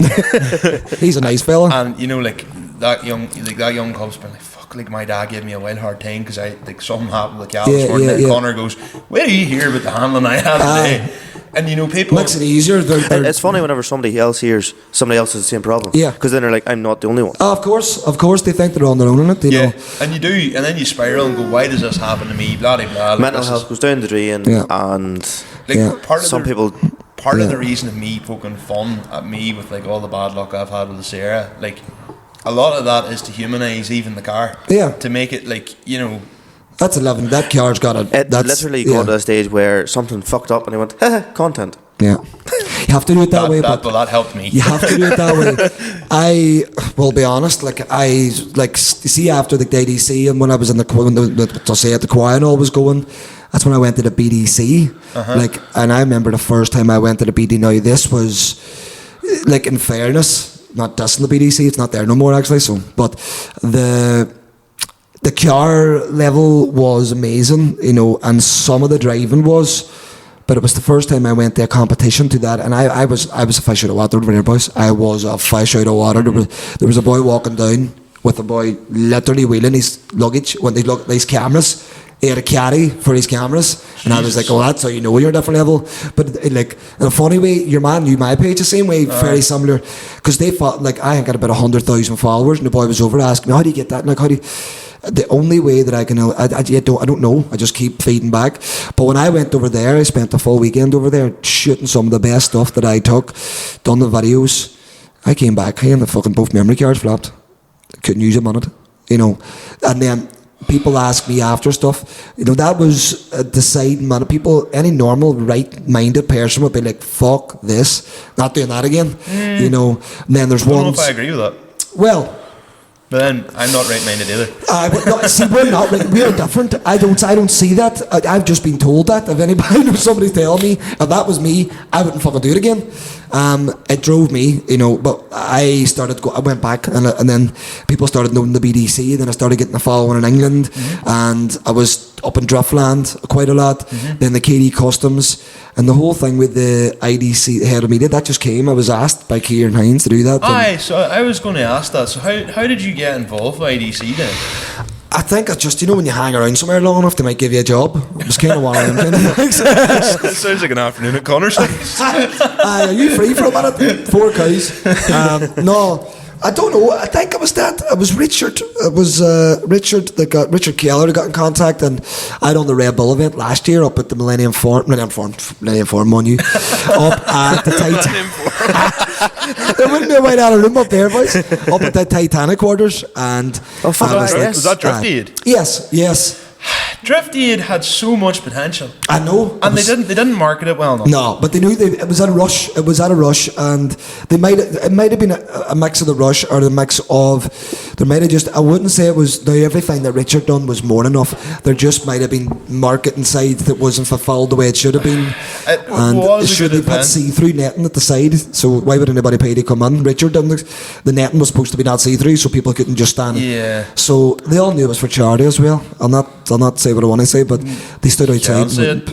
Tight bastards. Aye. Like the people could have paid a tenner for the charity. It was for the kids' hospital in Belfast, but it was an amazing event. Saying that, it was so tight and technical. It was like, how are these boys getting around that? I have to say, I actually talked about it in the pod. Yeah. Didn't Stephen Hofferty win it? Yeah. No, I don't know. He might have won it. I think he won it. He's a talented driver, and the size of that car. And a stit. He was throwing on a stit. Yes, but around that tight. Perfectly balanced. Oh, no. I've seen it, and I think I've seen that car in every form, and every track, in every form, and the driving's just been pinpoint the same. You know, some drive that car special, like. 100% completely agree. We've a plan to like do something with Stephen later as well. Like there's a plan there. Me and him were chatting about it, but that drift aid was actually class because you seen them coming around chasing each other, and then they went off and done a gymkhana. Yeah. Only thing I would say is that gymkhana's way hard in the car. Oh, rough like, shafts, clutches. Yes, you know, heating. These cars are set up for going sideways, yes, but mainly them competition cars, you know, they have to go on a smooth, flowing, quick, you know, there might be some tight transitions, but never to the capable. At one stage there, did you see with the concrete wall, and the both back of it actually hit a few times. I still have Nicky Davies, the North 59 North wheel. I've still got a bit of that in the house that came off, twisted, smashed off Stephen Halford's, I think it was as well. Right. And they just collided. But it was, so rough in the car, like, you know. But the boys still, again, you know, the money that them boys, they weren't paid to do that. There was no fortunes that they made through doing that. You know, they knew it was for a good cause. And there's one thing about somebody going, we'll go out and just do that, but it's not like Eglinton, like, you know, you will change a lot of tyres, stuff will go, and they're not cheap, you know, the stuff's steered, and I don't think people understand this enough. Nobody pays foots that bill for them, you know. They have to fix that themselves, you know, and that's it, you know. And there's no big, unless you're James Dean or you're, you know, the Shanahans, you're really, really up there and stuff. You know, it's even the Shanahans. I don't want to say they'd struggle money wise, but the Shanahans for years. Jack and John, Valerie and John, I believe, and I was chatting to Connor about this actually down in Limerick at the Allray Bull event.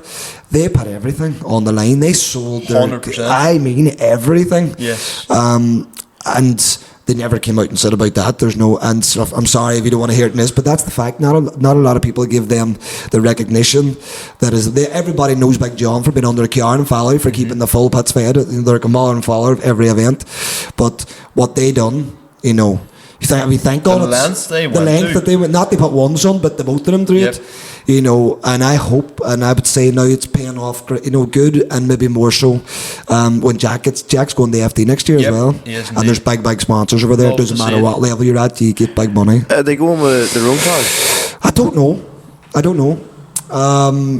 It's funny you say that. Now the cars are Driftmaster competition level, which is great, but some of them cars in FD are maybe a wee peg above again. It's madness, you know. They are, but the boys can't drive. No, hey. Okay, like I could do any better. We're on a podcast now, so I'm going to be. But it's great. It's great. But like the likes of that Oman Championship, I love it. It's good to see it, but like it nearly takes our boys to go over there and make the championship. You know, the Chris Brady last year was driving, which was a great car here, the R32 GTR, and he was almost well underpowered over there, but he was still amazing. Oh, well, there's what he's got this year's going to be. Yes. There's a lot of drivers over there, and they're all dolled up, and it was hard to watch qualifying. There was hardly nobody qualifying. Dry track, beautiful conditions, best cars in the world, no skill. Yeah. But they're minted. That's the truth. I don't mean that, they're minted. So a lot of money over there. A lot of money, but that's not. Could you imagine bringing them boys? The best out there. Yeah. Or Ahmed, the Ham. Some of them's okay over there, but I mean, like if you were to bring them boys across to do one round at the IDC in Watergrass Hill on a fucking Saturday evening, has lashing down, they have no chance. Well, I mean, Sultan's good. Not Sultan. He's good. He's the creme de la creme from them. He's good. He's good. But a lot of them boys just have a lot of money. I don't even think Sultan done. I don't think he done I don't think he done him. No. But he is a good driver. It was more or less. He brings some special cars to the game. Different cars. They're art pieces. They're art pieces. Do you want to check that and see? You look about worried there, do you? I think I'm alright, actually, to be fair. We're alright. Just I was maybe if it goes a wee bit blurry, it'll probably make me look better, maybe. I've got two of my ears, like they're both unbalanced. I need to get them tracked, sir. Well, no good. Like the right one's definitely sticks out more than the left. I don't know what, just the way it was. Doesn't even but no, that's all I'm going to stare at. That's alright. Well, we all know about it now, so it's grand. It's a number perfection. So they only see one side anyway. I know, it's good. Yeah. I think that's should be that. But the championships, even the BDC, when I went across there, some great drivers, and then there was just maybe what some that was BDC that stopped.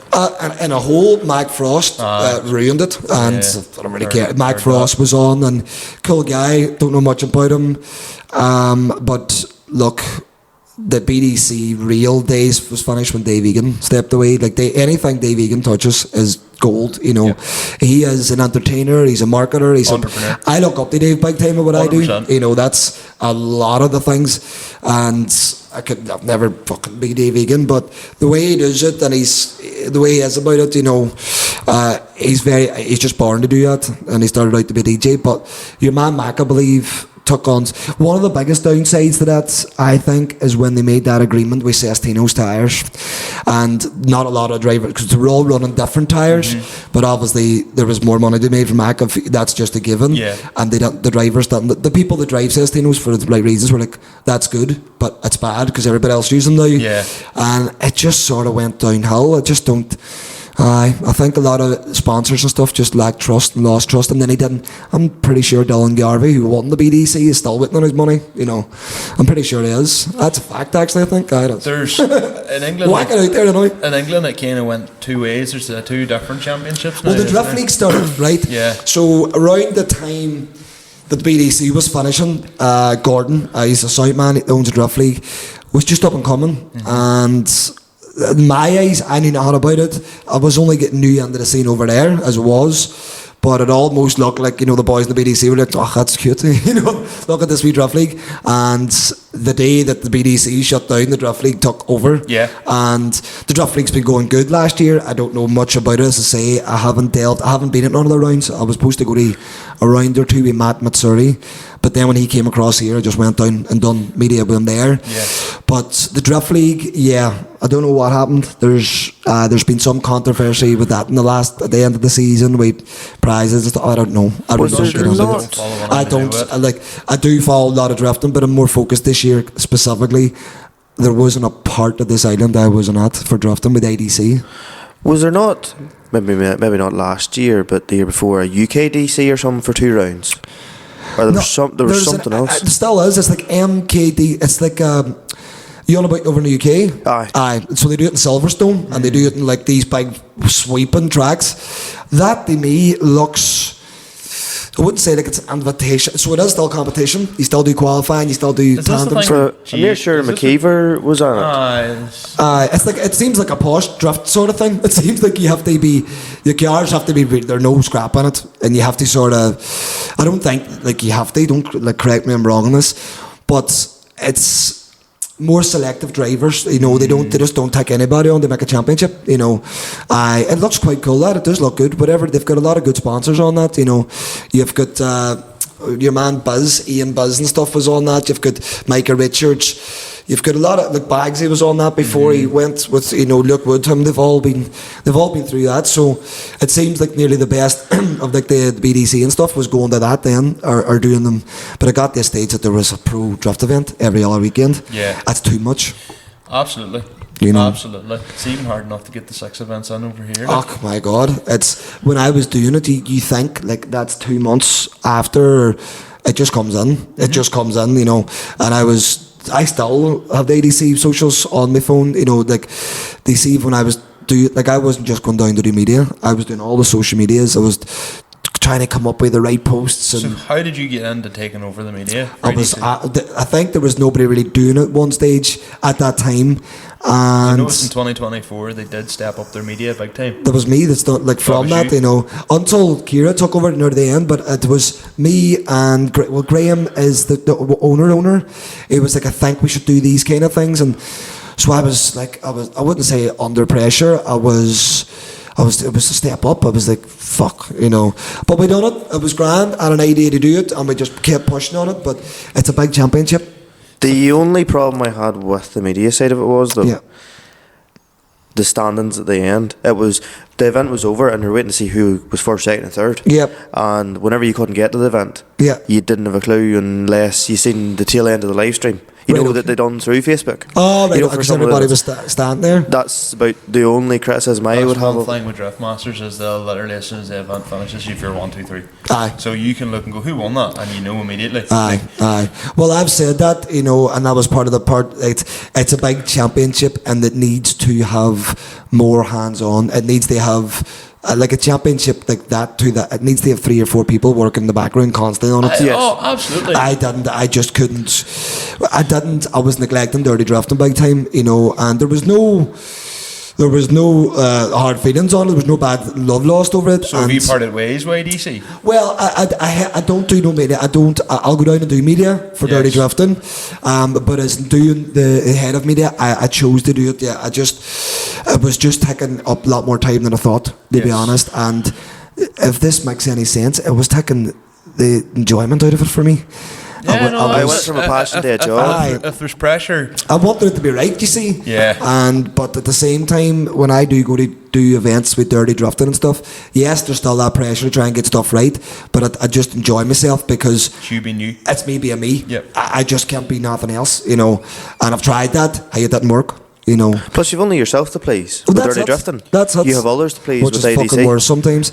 But you know, everybody was, you know, they were happy with the job that was done and everything. The drivers loved it, and I'm very hands on with the drivers. Very, very hands on. Like, I like to get interaction with them and talk to them and see what the story is. And I'm just on the random things like how their car set, because I'd be looking at them 2 foot from them, and I'm going, geez, that is. And then you can even see when the boys are 3-wheeling, you're going, all right, yes. You know, and you're going, they're asking you, what way that look? Let me see the pictures, and they're all looking at the videos. And you talk about boys looking for videos, like, but it all helps their setups, you know.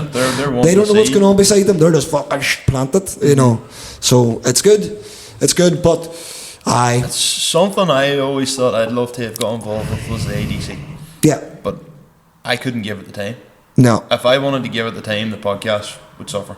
Yeah, I haven't enough time to do everything. Yeah, it's something I'd thought about a lot, and even to the stage where I actually wrote to Eddie Parr and asked if there was ever a chance of commentating, could I do it? What, like media? Yeah, no, commentating. Oh, you'd be good at it, I be honest. Eddie Parr and said if there would ever be an opportunity for like that to come up, and Eddie was just like, you'd need to talk to what he called Kevin O'Connell. Right, aye. Yeah. And I was like, okay. When was that? Like, was that a while ago? I said this to him like 2 or 3 months ago. I couldn't even imagine doing it. I think I would just start. I would dyslexia all over the spot. I wouldn't know what. I think it'd be dead on it. You see, when you get onto Chris McConnell, which would be a good friend of Stephen Halford's. Yes. It's a CGM fabrication he does. He's very good at what he does. I didn't know. Sorry, Chris. You are actually good. He's only someone I've started seeing recently, but he comes up. He's very active on Facebook. He is, but he's doing the commentating for KD Customs. Yes. So Neil asked him to do round 1, and started off from there. He's never done that before, and I was at round 1. And I swear to God, if it wasn't for the crack that him and the other, but I don't know what the other man's name was, he was a Scottish man. It was cold. Roughland's very cold. It's very warm when it's warm, but very cold when it's cold. And the crack and just the one-liners and just the natural flow, you know, it was funny. And I didn't even get to watch much of lives in the last one, but I think you'd be good at doing something like that. I made a heap of jokes whenever Dave Egan left Drift Masters. I made a heap of jokes being like, just waiting and getting called up here now and all this here. Like, I'm ready, boy. Phone beside you. Genuinely, it's something I would love to do. Yeah. I think because I'm never going to be able to be a drifter. Like, you know, there's that many other things going on, and there's boys better at it than me. Yeah. I'm not going to be jumping on a car now and building and putting all that money into building the car. Like, well, you never know. But I like having. But that's what I mean. Like, this is the funny thing about what you're doing now with this podcast. You know, what you're sitting here doing this year, and this, like, we've just got a good investor with Dirty Drafting on board recently that I've never expected to come. You know, but it's opened up avenues to make things achievable. You know, that I've outside my wildest dreams. You know, which is great for the page, but for the likes of yourself and even Connor, you know, God knows where this goes. You know, there's no major investments coming our way yet. To be truthfully honest, just keep it with it. If it does come, hopefully it does. Well, we monetised YouTube there recently. We did. And to be honest with you, at least he can buy a cup of tea for himself now. Good. I think my YouTube, Colin runs our YouTube. I don't even many followers you have on YouTube. I don't know, wild pile. 1,100. I don't know what I have. I think it's like 16 or 17. 100, not people, but like I've fucked YouTube up at the start. Like the videos were all like you know, but you know, like I was going to delete them all a few weeks ago, and you know, just keep the ones that I started. See, like the first 40, I'm not on them. It's just it's just dire when you look back at them sometimes, and it's like, why am I wouldn't watch that, like. But at the time, I was always fucking class. Well, see the video we done for Donegal. I done a video last year, but I loved her one. I edited the King of the Cone, and me and Connor, we were standing on the sidelines, and we took like a wee of photos of the boys coming in and stuff, wee of videos. And I kind of modified the podcast to turn into like a running commentary. Yeah.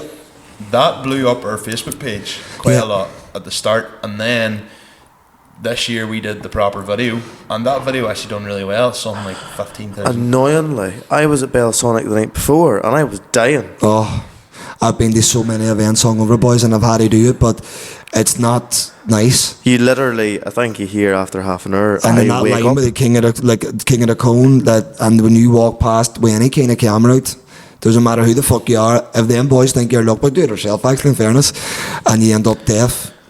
I can still hear the ringing in the ears of the first time somebody keybagged next to me.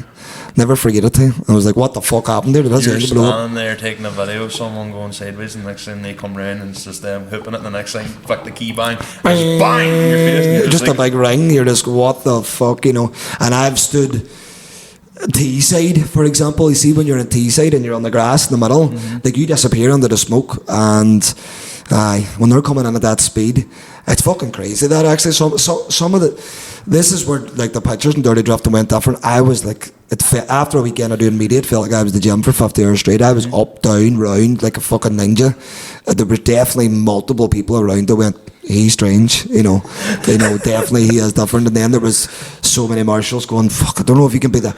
I used to push it until they told me I felt the tug. When you feel the tug, you go back, but you push it until, as soon as you start getting in, there were clipping points and all that, and if they do go off, there's nowhere really to jump, but you just go for broke. And a few close calls, like, in fairness. That's where you get some of the best. We get some good videos at Tyrone this year, although I'm raging at that Mecca thing. I'm really supposed to go to. I was very close. Well, it felt like it was very close to Dwayne McKeever's Big Country Lads. Yeah, I have that. Smash. I'm surprised he kept bad on for Tyrone. Usually, like, that was unforgiving. I have probably 3/4 of the Tyrone video done.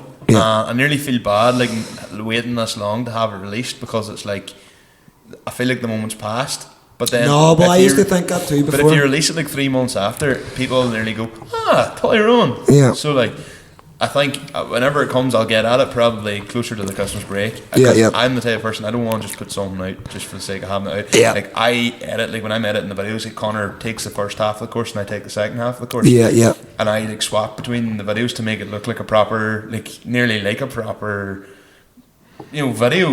I know that sounds. You're doing it again. You see, you think they are great. I don't think you give yourself enough credit for. And you're sitting there trying to go, like, whenever he comes around, I'm trying to watch then my video and Connor's video at the same time to see, right. So whenever the two of them, like the two videos, one goes to the next, it syncs perfectly. Yeah. And there's a lot of time in that, and constantly going back and forward and back and forward and back and forward, and then you're trying to get everybody in and trying to get all the runs in, and it is time consuming when you're trying to do it right, like 100%. I didn't, it is. It's very time consuming, and you see, even when I was doing pictures, and that was bad enough, and then when you're like, let's start doing videos, and you think you miss a run, or someone looks over and they're like, what did you see? And you don't catch it. You're like, fucking. Because there's a couple of ones where either he's missed a run or I've missed a run, and I'm like, I'm sitting feeling, just I hope they don't get wild. Because you still want to watch about it too. 100%. You do, and it becomes, there's that fine line between you don't get to enjoy it, but you really, it's you just want to get good. I almost get a good buzz too, of people getting a good buzz out of your content. I like that. So you want it to, as you say, but there is a lot of people that, there's guys that will come up and they'll be saying like, well, how are you getting the numbers, or how are you getting the there's nobody knows how. Consistency is key. 100%. Shite, bad, this, that. Get it out the gap. Get it out the gap. Don't put stuff out. To be quite honest, I could nearly put a video on the page now that could be pure balls, and it'll get 100,000 views in 4 days. And I've tested the algorithm with that, and it does happen, but it doesn't satisfy me. And your true followers will be like, that was shite. Where's the good stuff? But we've had that even with guests in the past. Not with guests, but people have said to me, why don't you get such and such on? Like, they'd be a good guest, and I'm like, yes, if it was maybe a normal podcast. Yeah. But they don't know anything about cars, or they don't know anything about farming. Yeah. That's what you're just based around. What am I going to actually ask them about? Like, there's a couple of comedians, and there's one or two in particular, and there's two of them. There's two comedians that I'm trying to see if I can work something out with, that we can do something. Even a wee short one or something, no, not a long one. Just two lads that are fairly local, and they like. I think it's to do with the whole felt spec thing, and if they were on and there was nearly kind of like a taking the piss sort of thing with it, we're still talking about it, and it would still be a humorous thing. Yeah. But if you just brought in like someone like I don't know, Shane Todd, for example, like he doesn't know anything about cars and he doesn't know anything about drifting, he'd be a great guest. There's no doubt about it. Just to look at it, like Shane Todd. Great to see you, Shane. No, Shane. What do you know about cars? When he gets a bit back here, mate. Like it's you'd lose that authenticity. Yeah. Where you're just using it for. Well, that's the thing. You don't. That's the thing that I find. You'd be better off with some lad from Tipperary who just has a good story to tell. And probably would nearly do 14 Nexuses down the yard, 14 not usable. But your Cobone Lynch from who got videoed. Do you know? Oh, you're about the slurry boy.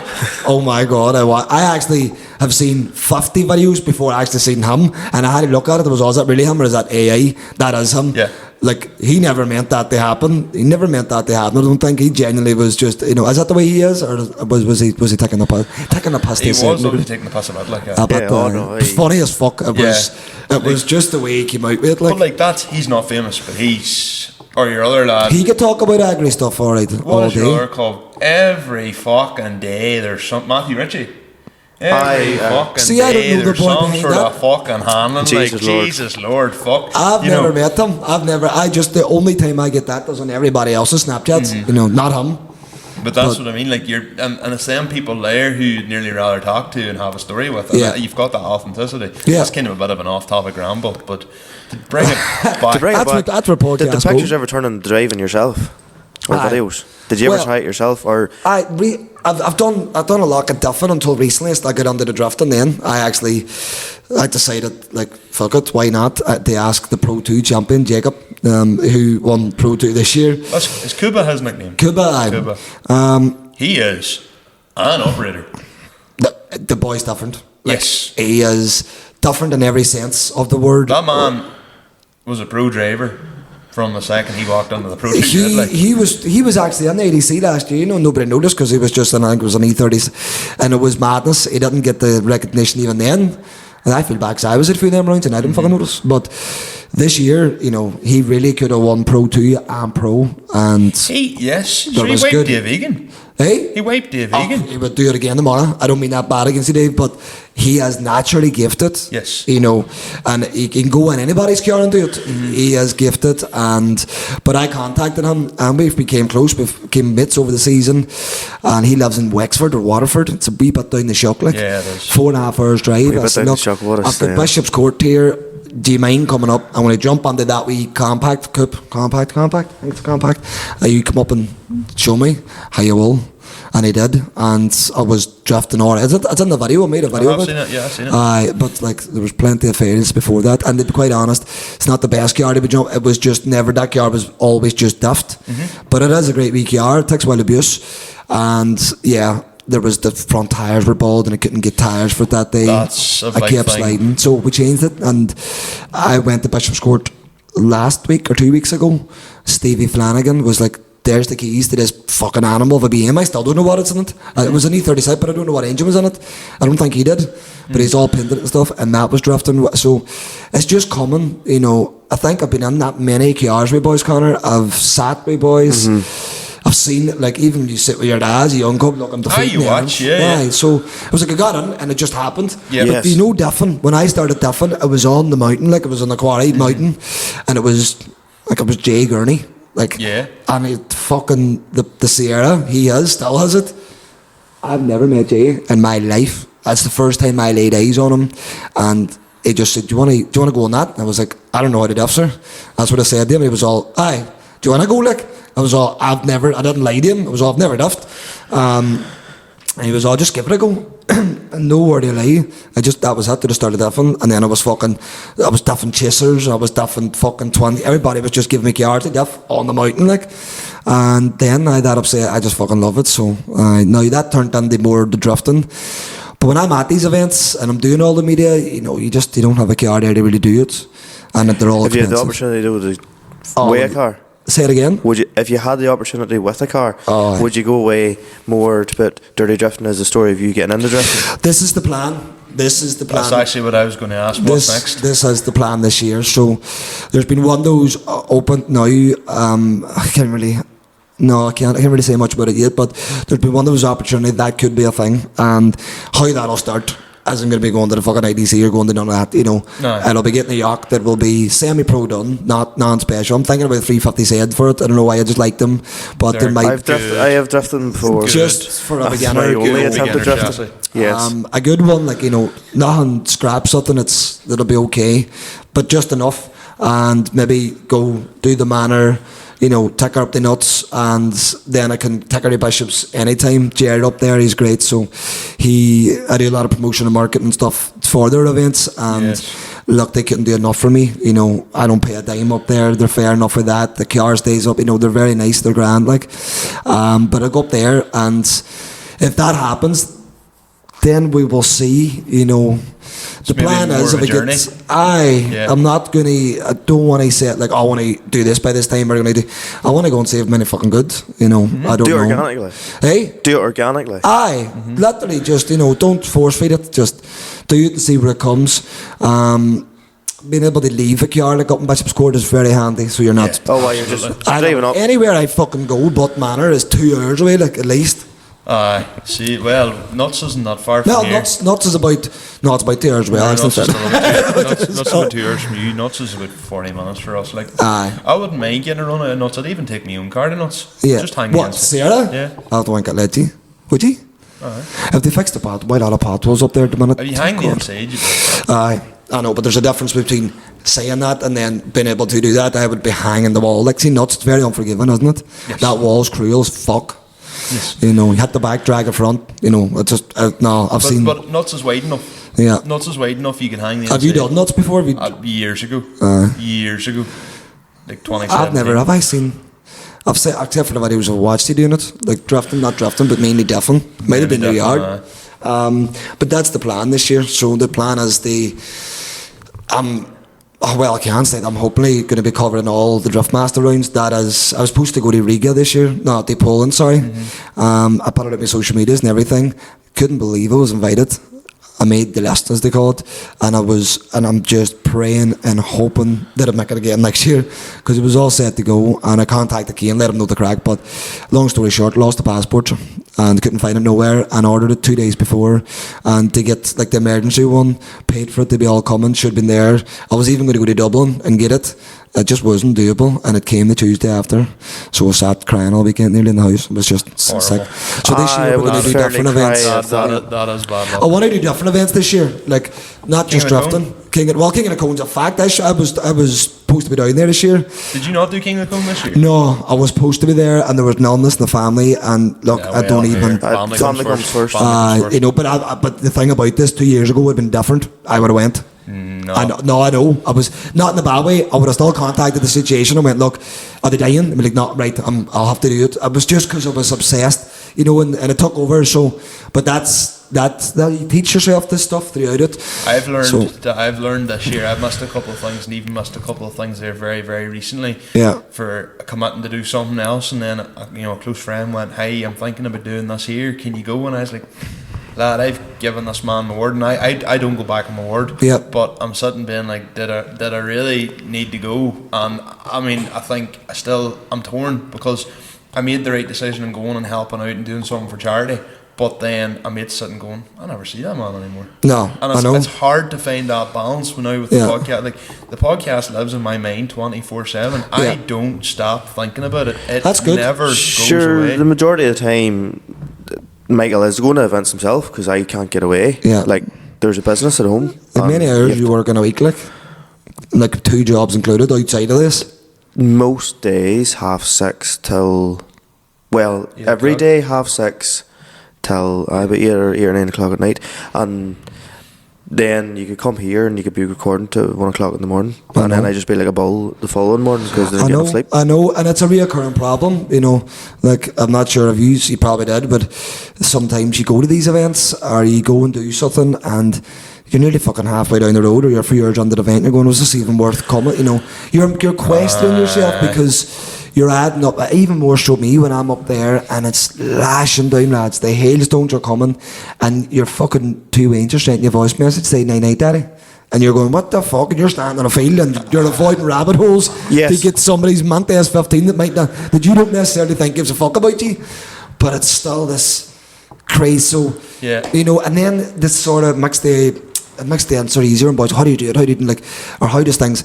There's so many people that had a lot of ideas to start the stuff that we're doing right now, and the hurdles, there's a lot more cons than pros at the start, you know. The amount of boys that have said to me, hey lad, I'm thinking of starting a podcast, and I've went, do it, like go. But I've said the main thing is you need to be consistent. You need to be doing this every 2 weeks, and like, you know, we wouldn't be able to do this weekly.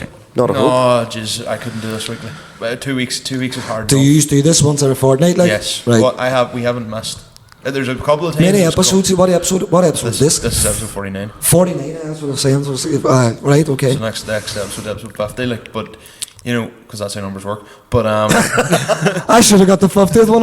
I would have took 69. I would have been fun as well. We'll go for 49. We honestly like we haven't missed a Sunday. Yeah. And. Like, no, is it at times? Is it? There's been times there's been squeaky bum time, like, and there's been once or twice where maybe the YouTube video hasn't loaded, and the Spotify's went online at 9 o'clock, and maybe the YouTube videos went online at 2 o'clock in the daytime because there's been a mess up. But like, you know, like whenever I'm on holidays, I'm sitting promoting the podcast on my phone. Lad, I know there's not. You know, lad, there's not a day. I'm going to tell you this now for a fact. You're on about the first, second, and third, right? You know, like on the championship night. I'm not joking. Like after a full weekend of doing the IDC, and I shouldn't say this is private roads and stuff anyway, but there's some private roads on the way back from these events that you know, it's private roads and stuff, so you're allowed to do it. I was doing podium posts on the phone, driving back. There's many posts, most of my posts. I've got a tripod in the car now, hands free, like, so most of them posts for the videos, I'm going, boom, it's on my head, and I do it. Like even now, not now, I've done it a while, I could be sitting in the evening and I'm like, I'm not trying to think about it, but it's an obsession. Like, I don't think anybody really understands, like, how we can or what it is. But I write things down that I might forget. My short-term memory is woeful. Same. My long-term memory, I could tell you what my granny done, like, in a fucking bakery back in 1998, but I couldn't tell you what I done in the bakery in the Glen Chain the third time this morning. Well, like, all your best ideas come whenever you're doing something else. Like, I could be milking the cows and just toodling away, and then he sends me voice notes. A voice note. But it's good to do it because it's kept saved, but it's crazy how that works. Some of the ideas coming out of my head during them times. Yeah. Some of them's good, some of them's... they're not all going to be good, you know. A lot of my stuff's raw, and like very raw. Like, I don't itinerary stuff. I don't really plan. Like, I plan to be there, and it was only the last year or two I've started marketing stuff more for me being at the events, and I've done me build up videos, and I've done ones during the weekend. I don't know how my phone stays charged. It's fucking very difficult to stay charged, but between doing the TikTok lives, the Facebook lives, you know, and then trying to get the media. It's one thing I haven't really done is gone live. We've never done it, to be fair.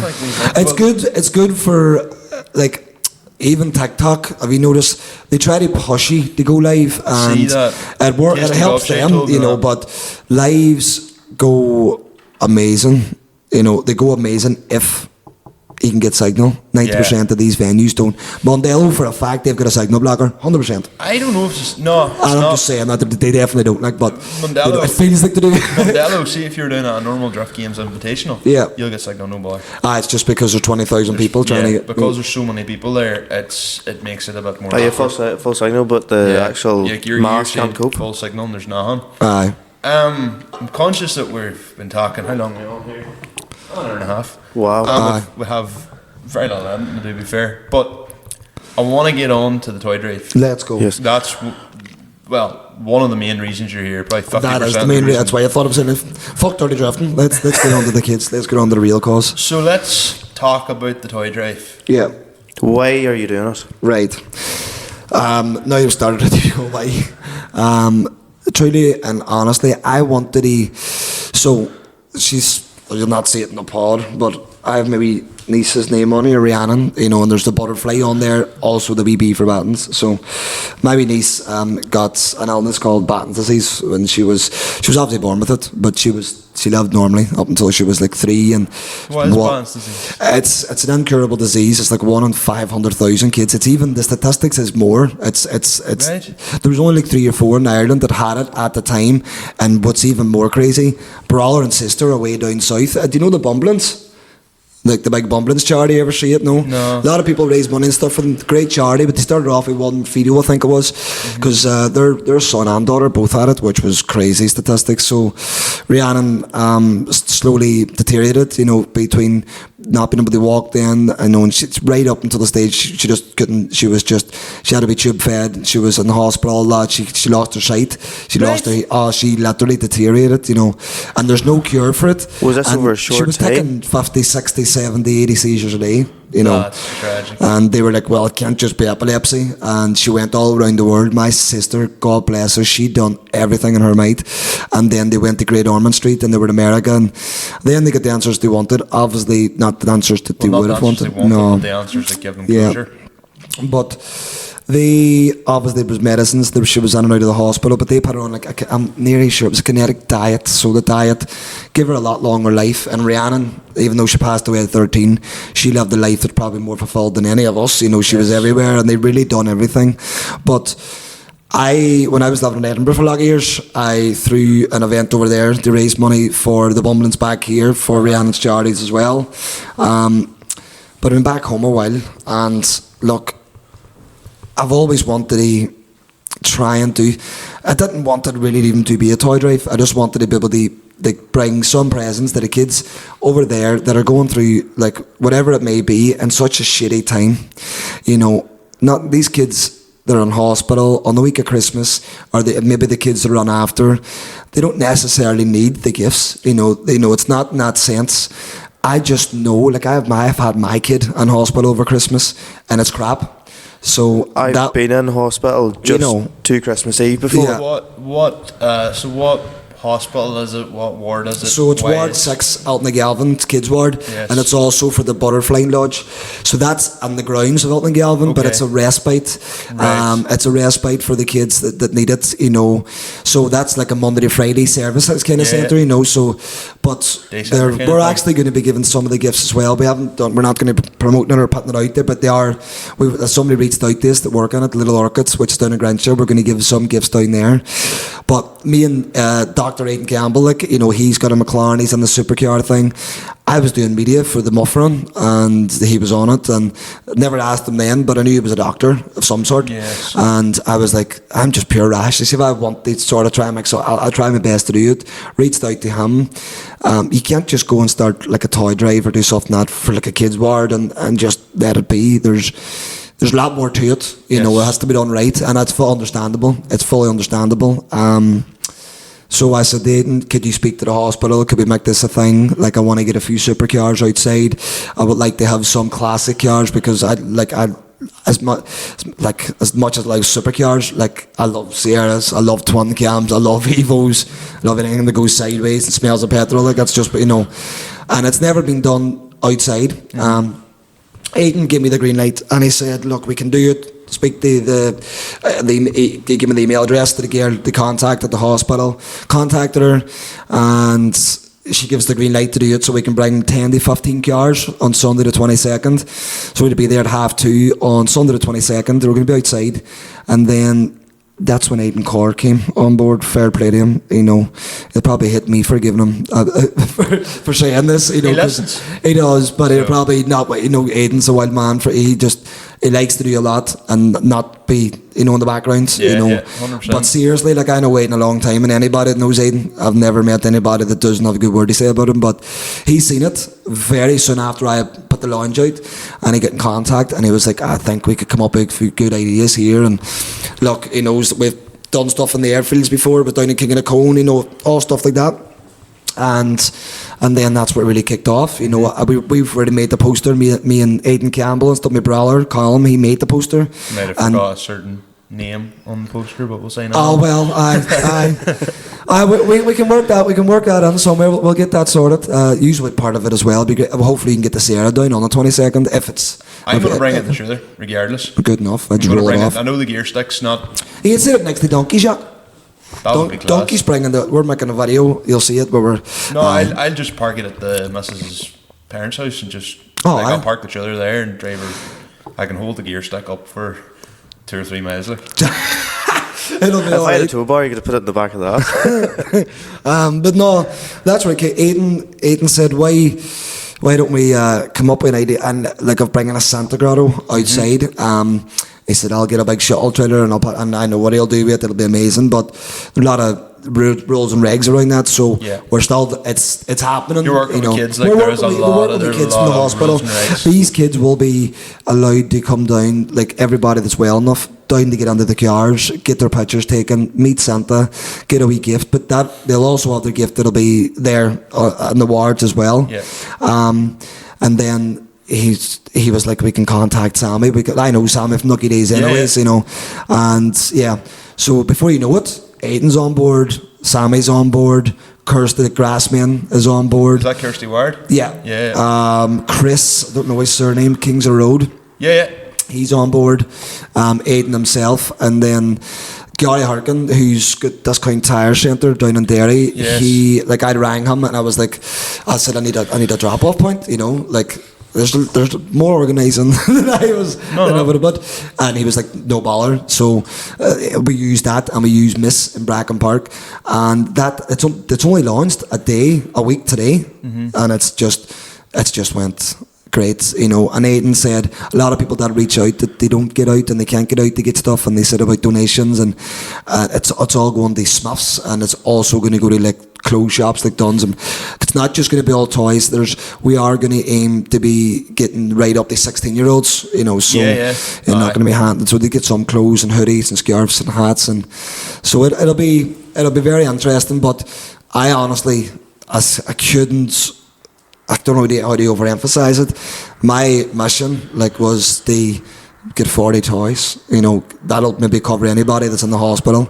I never in my wildest dreams thought it was going to. Now there really will be a difference made to kids and our local, like, you know. And is it just goes to show you what you can do whenever you actually ask car lads and people in the cars to do something. It's powerful, you know.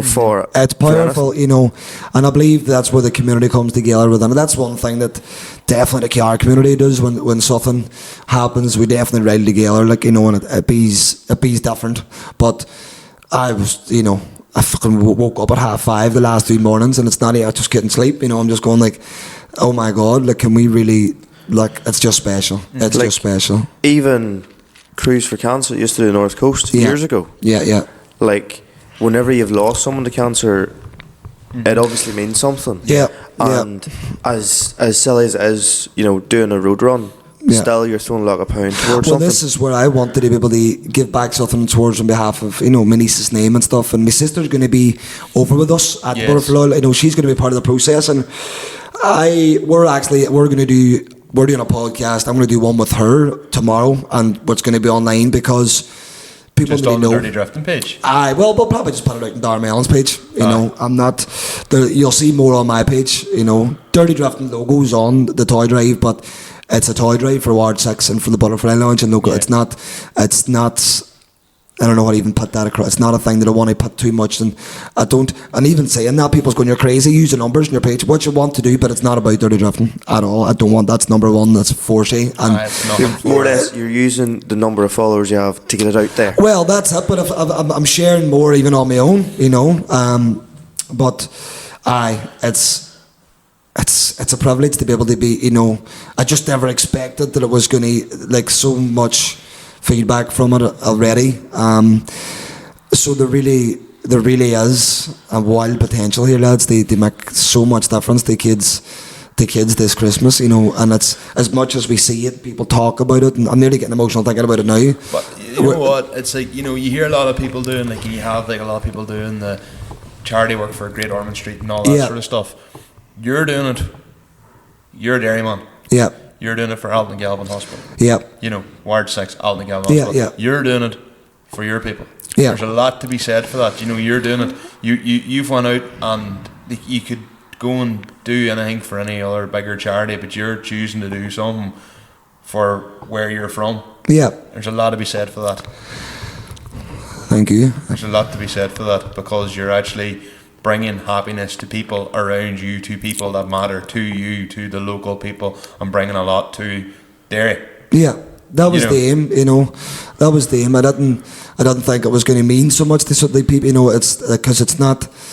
It's still. I've overemphasized it. Maybe short stories. I'm overwhelmed by the thing. And I really don't know if it'll set in until the 1st of January, but.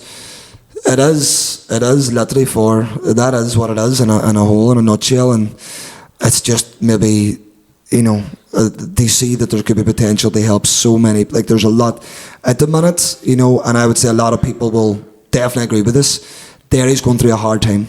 It's going through a hard time, poverty wise, and it's not unseen, it's not unnoticed there, and then that leads to a lot of people then with a lot of mental health issues, because there's men out there working 6 days a week and they're still only able to make ends meet.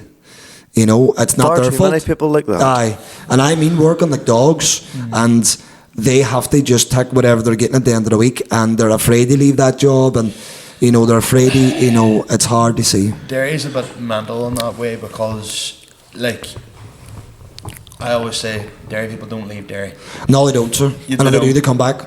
Aye, and get some white yourself. That's what I fuck. Like a boomerang. That's what they're like in Derry. People say to me, like, my woman obviously lives down here now, like, and they're like, how'd you do it? Oh, your woman lives down here? Aye. That's special. Yeah, like, how you done that? And it's like, but it's I was going to say one thing, but I'm not good in the pod. The thing is, if you look at the wages of something in Derry and the wages anywhere else, it's lower in Derry, because they know, well, sure, if he doesn't take it, like, someone else will, because you're replaceable. And it's got to the stage now where it doesn't take a wrinkle out of one of the managers. They make you know that you're replaceable very, very quick, and I don't like that attitude, I've been very self-employed my whole life, and yes, you still work under certain things, but most of the jobs that I've been in, you go out and you bust your balls and you get the rewards, or you go out and you slack and you don't get it. But whatever I've done in life, it's just all or nothing. Yeah. It really is. I'm a firm believer, and there's no point in doing something. You're going to half-arse it. Just don't do it. And then there's that side of it, and then there's the other side of going, Jesus, you've went above. That didn't need that much. But you just do. Yeah. And you love content in your own mind, knowing that, look, if this video or something you're doing doesn't get, you've put your all into it, but it's this event is, it means so much more to me than people will ever know, and it's going to be a hard few weeks, but it's going to be a fucking an emotional few weeks, but not everybody goes through torture. Not every family goes through torture. No. But it's funny, whenever you get even the likes of a flu and you feel like shite in bed, you can't wait till you're better. 100%. And there's so many families out there that have fuck all. You imagine you look at a 3-year-old Wayne in hospital playing with like a toy tractor and trailer. Yeah. And the family's there, and maybe he or she or whatever struggling with some form of condition that they don't even know they have yet because of all the age of them. Yeah. And at least they have something to sit and move backwards and forwards there on a play mat. That's very, very powerful to be able to do that for that split second that the parents can just look at the child and go, here, he's happy. Yeah, and the fact that they can take it home with them, so it's not like it'll be a wee thing they might look at a year down. Remember, I get that in the hospital or something, That was the day I found out I had this, and then I beat it. And this wee toy is a reminder of what I came through and all that. And it happens so often. And, what's unfortunate about Ward 6 is it is literally one of the most run-down wards in the hospital, and they know that, it is, and they need funded. It would be great for us to be able to come to collectively as a whole and go and raise money to do it, but it's not like that. You wouldn't even scratch the surface. Oh, glad you wouldn't even get the heating bill for a week. That's the thing, you could cobble together and raise £25,000, which is a lot of money. Aye. And as you say, wouldn't even be like a pint. Like, you're talking hundreds of thousands, possibly millions. 100%. And with NHS and the way things are, NHS on its knees, and my sisters all work in the hospital too. Yeah. They all like my two sisters work in A&E. They worked there for years, So my other sister used to work in the hospital. They're all involved. you know, so you see it, but it's crazy. Just, you know, it is. It's just a hard time. It's a hard time for anybody that's going through that. You know, I mind 2 years ago, my wee boy got sick on fucking Christmas Eve, and we woke up. He got sick on his birthday, which is on the 12th of December. Right. So he woke up on his birthday on the fucking bed. Me and his mommy jammed them beside him, and dear God, that was just difficult to watch. You know, and saying that he wasn't that sick, he was fine after it, but there's ones, you know. There's ones in there a lot worse off. That this wee sample thing might. I don't care if it makes a difference. Fair fucks for doing it. You know, it's I don't know. It's good. It's good that there's so much good people in the community that came straight on board with it too. Oh, but I would never have said no to charity. You know, for like this, whenever you're like, look, I need to come on the pod. I want to talk about this. I was like, yeah, of course. Well, I know you would be great to get the point across with, you know, because you take your time in your pods, you get into stuff, you know, and it's not just, you know, it's not always just about the good stuff. You just have to get the real life situations across and stuff that happen, you know. It comes back to the authenticity and like the rawness. Like, we could take you on here, we could talk about dirty drift and all the best things that happen. Then we could take you on. You could do a real heartfelt thing, and the whole thing will be done in 40 minutes. Yeah. But nobody knows you at the end of that, and nobody. And if we done a very quick thing on your toy drive, no one would really get your passion. Yeah, I can hear it in your voice when you're talking here now, and like even like some of the things I've said, like I can see you now stopping to have to sort of gather yourself. Yeah, very briefly. That'll come across, you know.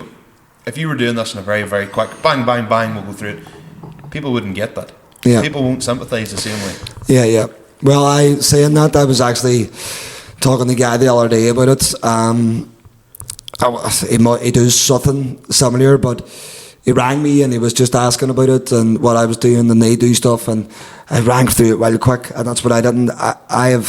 My aim is not to give a lot of kids toys here, a lot of kids toys there, it's so much more that I think it's I don't know, it's hard. My missus, for example, they know what it means. She knows the way I am, and you know, even Aiden, the doctor boy, you know, he was like, dear God, you know, like I said, but this is, I really mean this, you know, I really mean this. Maybe somewhere down the line I can go to something different for a lot more kids, that, you know, and there's only one way to know.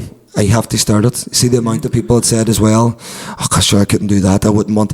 People's afraid of, as much as you think it's a good thing, lads, and which it is, and it's always going to be kept a good thing, some people don't see that. I don't know if it's a jealousy thing, but people will try to, there will be, somebody will find negativity out of a positive You'll never thing. please everyone. No, and I've had to learn to deal with that. You know, now it's like a fucking water off a duck's back. 2 years ago, you know, when you're helping people and you do all you can, you know, and then somebody says all this, then, you know, it got to me more then. But I've learnt, you know, sure, if everything we talk about is for clout, what the fuck are we going to talk about? Mm-hmm. Well, that's all, you know, you have to realise that there's reasons why we're doing stuff, and we do stuff we do, you know, because there's other people just don't, or they can't, they're not built for what we do. And unfortunately, when we put ourselves out online across the social media, you're just going to get negativity somewhere, you know. And if we didn't, the world just wouldn't go round. Mm-hmm. She would stop, you know. And to be quite honest, a lot of stuff that I've been driven to do really good on some aspects was driven by negativity. You know, people, you know, I was going to do it regardless, but some stuff that you hear, you're going, fuck, it was easy to find out stuff about yourself and everything. It's a shame that that's what a lot of the successful people are saying. I know, do you know what? But it is a shame, but it is true. But Falvey said the same thing. It is true. I was like, what drove you to start Bad Company? Hate. Hate. Hate is literally what he said, and it was like, Jesus Christ. And then he told us a story and all about it, like, and I was like, you know, and if you want to go, you can listen to that. It was episode 47, but you know, I got through about an hour of it, in fairness, and then I think suddenly I'll be definitely listening back to it. Like, magical. Falvey's a powerful guy. Magical. Like, you know, I don't know what it is about him. He's just carries his presence, you know, but he's so open. Yes. And vulnerable. Vulnerable. Hey, I'm going to tell you one thing, lads, and well, none of you can stand here or sit here, sorry, and lie. We're all vulnerable at one stage. We're only 5 minutes away from my breakdown. It's just, you know, it's keeping consistent, and like there's days we all have shite days, but we have to try and make 5 good minutes out of that day, and make sure the next day's a wee bit better, because you can't consistently go down as well. Sometimes you have to get yourself a kick in the hole and get up and go. There's too many people that's given up on themselves these days. And unfortunately, to do that, it takes a push. Mm-hmm. But the likes of Alvy and the following he's got, and like you have good views on that video, and the amount of boys watching that, like, that's probably not going to bed in 2 days, except to go to the toilet, and maybe that made them change. Not maybe, I can guarantee fact that changed a few boys' outlooks. That's what you want. That's the aim. That's the aim, and look, at the end of the day, if we can all do a wee piece on our certain kind of things, they make a bit of difference, Not maybe toy drives, maybe stuff to do with mental health down the line. Anything's going to come. When we credit what we do, we're going to get what we have to get, and we have to do what we have to do to keep it going. So if anybody does want to donate toys or any type of thing at all, where is the drop off point again, Darren? There's only 2 at the minute. So drop-off point is the Discount Tire Centre in Springtown, and Miss Store in Bracken Park. But if anybody drops me a message, they can be collected. Still organising another drop-off now, which will be all over the social medias. But we also have a GoFundMe link, which Aidan has advised me to put up and do, because there's a lot of people that are from like Cork and like. I want to just give you a monetary. That's what I'll probably end up doing as well. I'll probably just donate money. And the only way that I've thought about it in that sense, because there's accountability, all of that, and I'll have to, like, no matter what, has to be done that way. So it's plain and simple. It'll say on the GoFundMe what we have, and all the shopping and all the stuff, they're all going to come with receipts. And they'll all be on the, it's not 100%. Like I'm forced to put it on, but I'm just going to do that, I hear you, because so nobody can say anything. Nobody. Yes. But I shouldn't have to worry about that. But we are in 2024, and there's always someone going to say something. I bet he used all that money for himself. You're going to get it. You have a brand new hat. Look, he's good to himself, isn't he? Before you know it, they'll be going, he's definitely done that wee receipt himself. And annoyingly, there is charities out there that have just been used for 1,000,000% adverse reasons. 1,000,000%, because 100%. I've actually done a few charity events for people that I don't even know. I was contacted by people, could you organise? And I did, and they were busy ones, and there was a good few, £1 donated towards it. Great, absolutely great. But I want, and I'd never really done anything for our own folk, or for our own, and I was like, right, so I haven't done nothing from charity in a few years, and this came on the space of the last 2 months. I said, fuck it. I was thinking, and I was going, maybe, yes, I'll get the best feedback, you get that, but have we let that kind of mindset take over us? We're going to do fuck all. We're not going to, stuff like this. Yes, there's a lot of responsibility in it, but there's a lot of stuff you have to do to make it work, and that's just the way it is. But there's a lot of accountability to this, and I just want to make sure from the offset, I've never done this before, never done it like this, so I just want to make sure that it's done correctly the full way through, Of course. Yeah. Well, we call it that, folks. Aye. Perfect. I think that was Fairfax, Darren. And all the best with it. Thank you very much. And hope to see you down there on the 22nd, lads. Will be. He might be it's picking a Sunday. It's a Sunday, Sunday should be Sunday, all good. Come down dressed up as the Grinch and Santa. Thank you, lads. Appreciate that. No boy. Well, I did tell you he was a header, Connor. You did? Aye. So, yeah. No, look, it's a great cause, what he's doing with the charity event, and like everything he's done so far, and you gotta respect like where he's come from, basically starting off with an iPhone 7 and making it up and getting just pure graft, just always posting. And I know some people might think that like, oh, he's just always posting on Facebook. That is hard. Take it from me. It takes time. As someone who always wishes they were better at it. You are very good at it, though. Aye, and thankfully, yes, and yet I still struggle. Like, and he's doing more than what I'm doing, whilst also still working and all as well. So so I'm going like. So like, fair play to him. But we move on to our final section. Aye, a wee bit of a twist this time, a wee bit of a twist. I have one other thing I saw this week, but I've purposely not mentioned anything anybody has sent. So, I think, considering that, sort of your idea. Yeah. Yeah. So, I didn't have the balls. I didn't think it would work. To to put a long story short, again, milking the cows one evening, I said to myself, you know, there's been extravagant voice notes sent to Michael this last probably a month or so. Yeah. Random times, where the bright ideas or not so bright ideas or dim ideas, sorry, more so, that come into my head.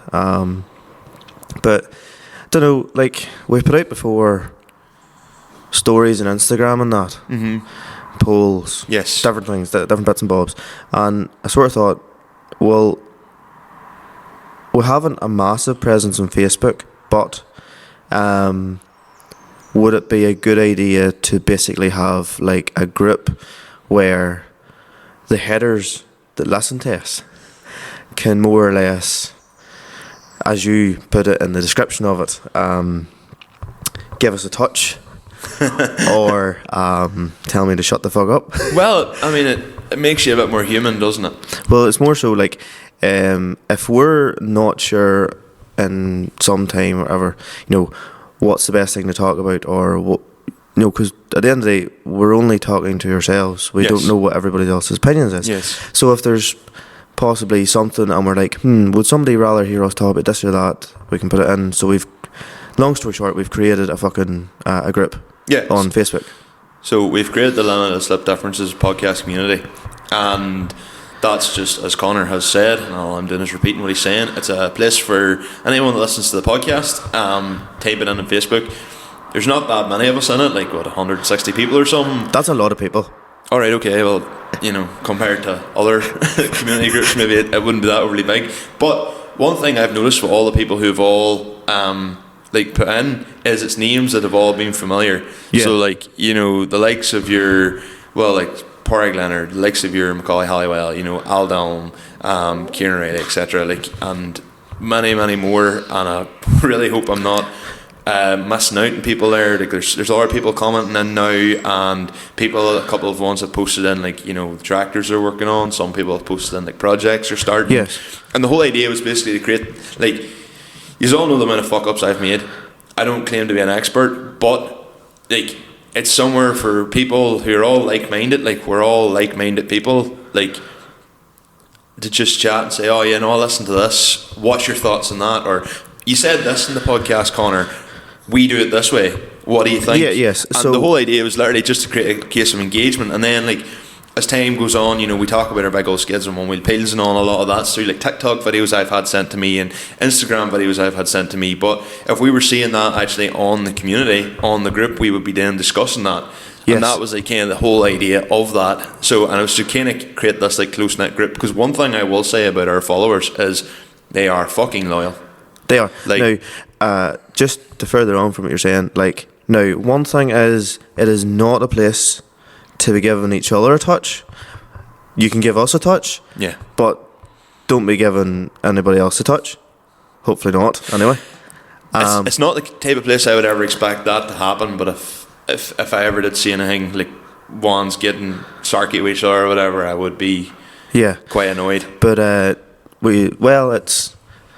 it's a group to post, as you say, stuff, and it gives us material as well. It's funny because there's a lot of lore. Like, for instance, Jeremy Holland is in the group, right?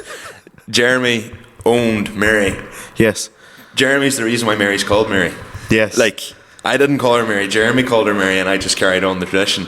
And he has up a video of him driving the throttle with, like, his shoelaces and baler twine. I thought the baler twine mod. Yeah. You know, like, and like, when I first actually admittedly went to look at Mary, she was still like that. What? Yeah. Yeah. Look, when a man gets you to lift his dung for him and says, go on, take her, use her, try her out there. Normally I wouldn't want to lift the man's dung for him. Well, we were taking it up the back lane in the 210. When you have an opportunity to go and actually use the shovel for what you're going to be doing and lifting it up and playing about with and messing about with, like, and she doesn't make any funny noises or anything like that, yes, she might have to jump up and scooch to change the throttle, but, you know, like, hey, she worked perfectly whenever I seen it, and I was like, right, well, I could go and maybe buy something, yes, £1,000 cheaper out of England, maybe more, but it would have cost me £1,000 less by the time I got her home. But I don't know if it's working.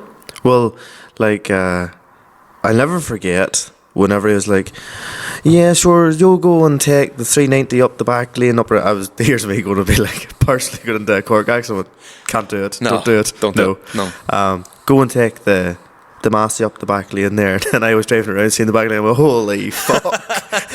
but it's like you have all these people and people like we've talked about in the past, and it's kind of like, it's nice to see all them people now. Like, I seen the back lane went, aren't known as steroids. But like, what I'm saying is, like, people who's listening will hear of other people being mentioned, and we talk about Jeremy quite a lot in the podcast, and the likes of like Al Dillon and all, like, taking winning the awards at Cool Nights Motor Show and all that. Yeah, we want to see all that stuff. And that's like, deadly. It's like, well, I guess it means it shows that we're not telling lies, and it's all actually based on true events. Well, yes, I suppose. But it's nice to see like people from all these different, I don't want to say worlds, but all these different. And don't be afraid to post if you're wearing our merch somewhere. Don't be afraid to post into it. Oh, I know. That's cool. I actually prefer it if you did, because it means then I can use it for marketing material.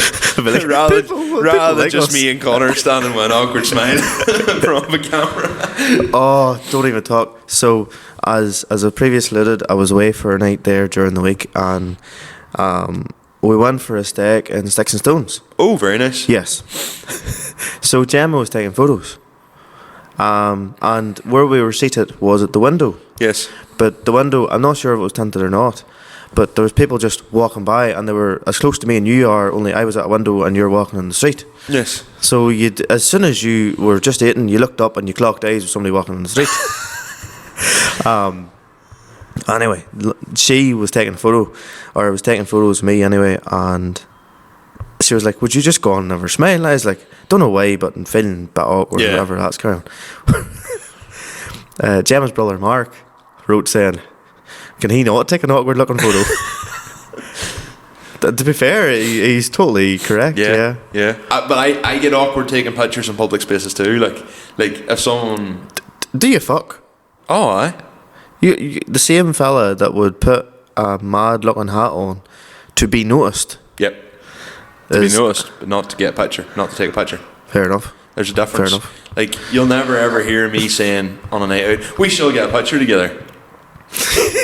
There's people there who I'm very, very good friends with. Yes. Like, and there's probably no photographic evidence that we were ever friends. Other than maybe our cars parked beside each other. Or true. A picture of us online playing Farming Simulator or something like that. But maybe he's transformed into the cars. Maybe that's what it was. But, it's just like one of them things where you're like, oh, I wouldn't... like. I'm getting off topic there with the photos, but... Yes, so...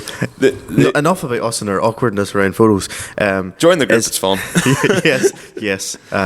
I only have one other thing, and I want your opinion on this. Do I know about it, or is this off the top? No, it was something I just seen the other day. It was a fella farming in Cumbria, but he's doing like low cost farming. His name's like I'm a farmer, you can I, or something like that. Like, but it's all like a very like an old setup, and he's using an old setup to make things work. I'm pretty sure the same man still uses like a buyer kind of thing. Okay. But one of the things he has is he has the cattle eating out of the silo. Okay. What do you think of that? Like eating, like, so basically they're eating the silo back, and he just has like this, more or less this feed gate pushed across the front of the silo, and the cattle are eating it, and every so often he'll go on and like daunt it forward. That's alright unless you have different batches to feed. You think about it. You going to shift the gate every day or every 1 hour just to, the other. But like, it's. Do you know, cattle are funny for, like, if you have one day different, you don't, like, say you change the feeding in cattle, or say on a Sunday, you'll not notice that to the Tuesday. Yeah.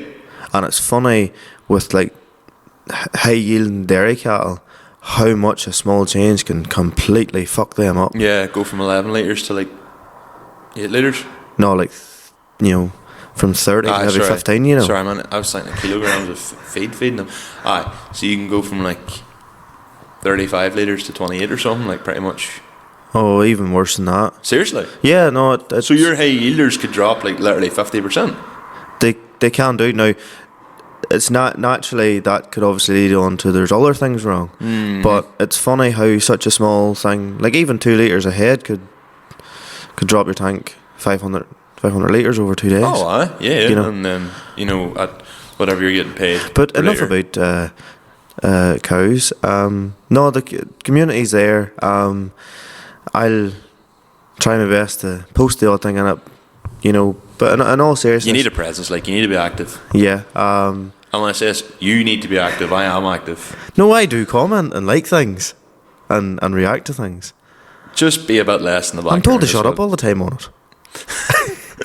Well, to be fair, we did open it up by saying we could give abuse. But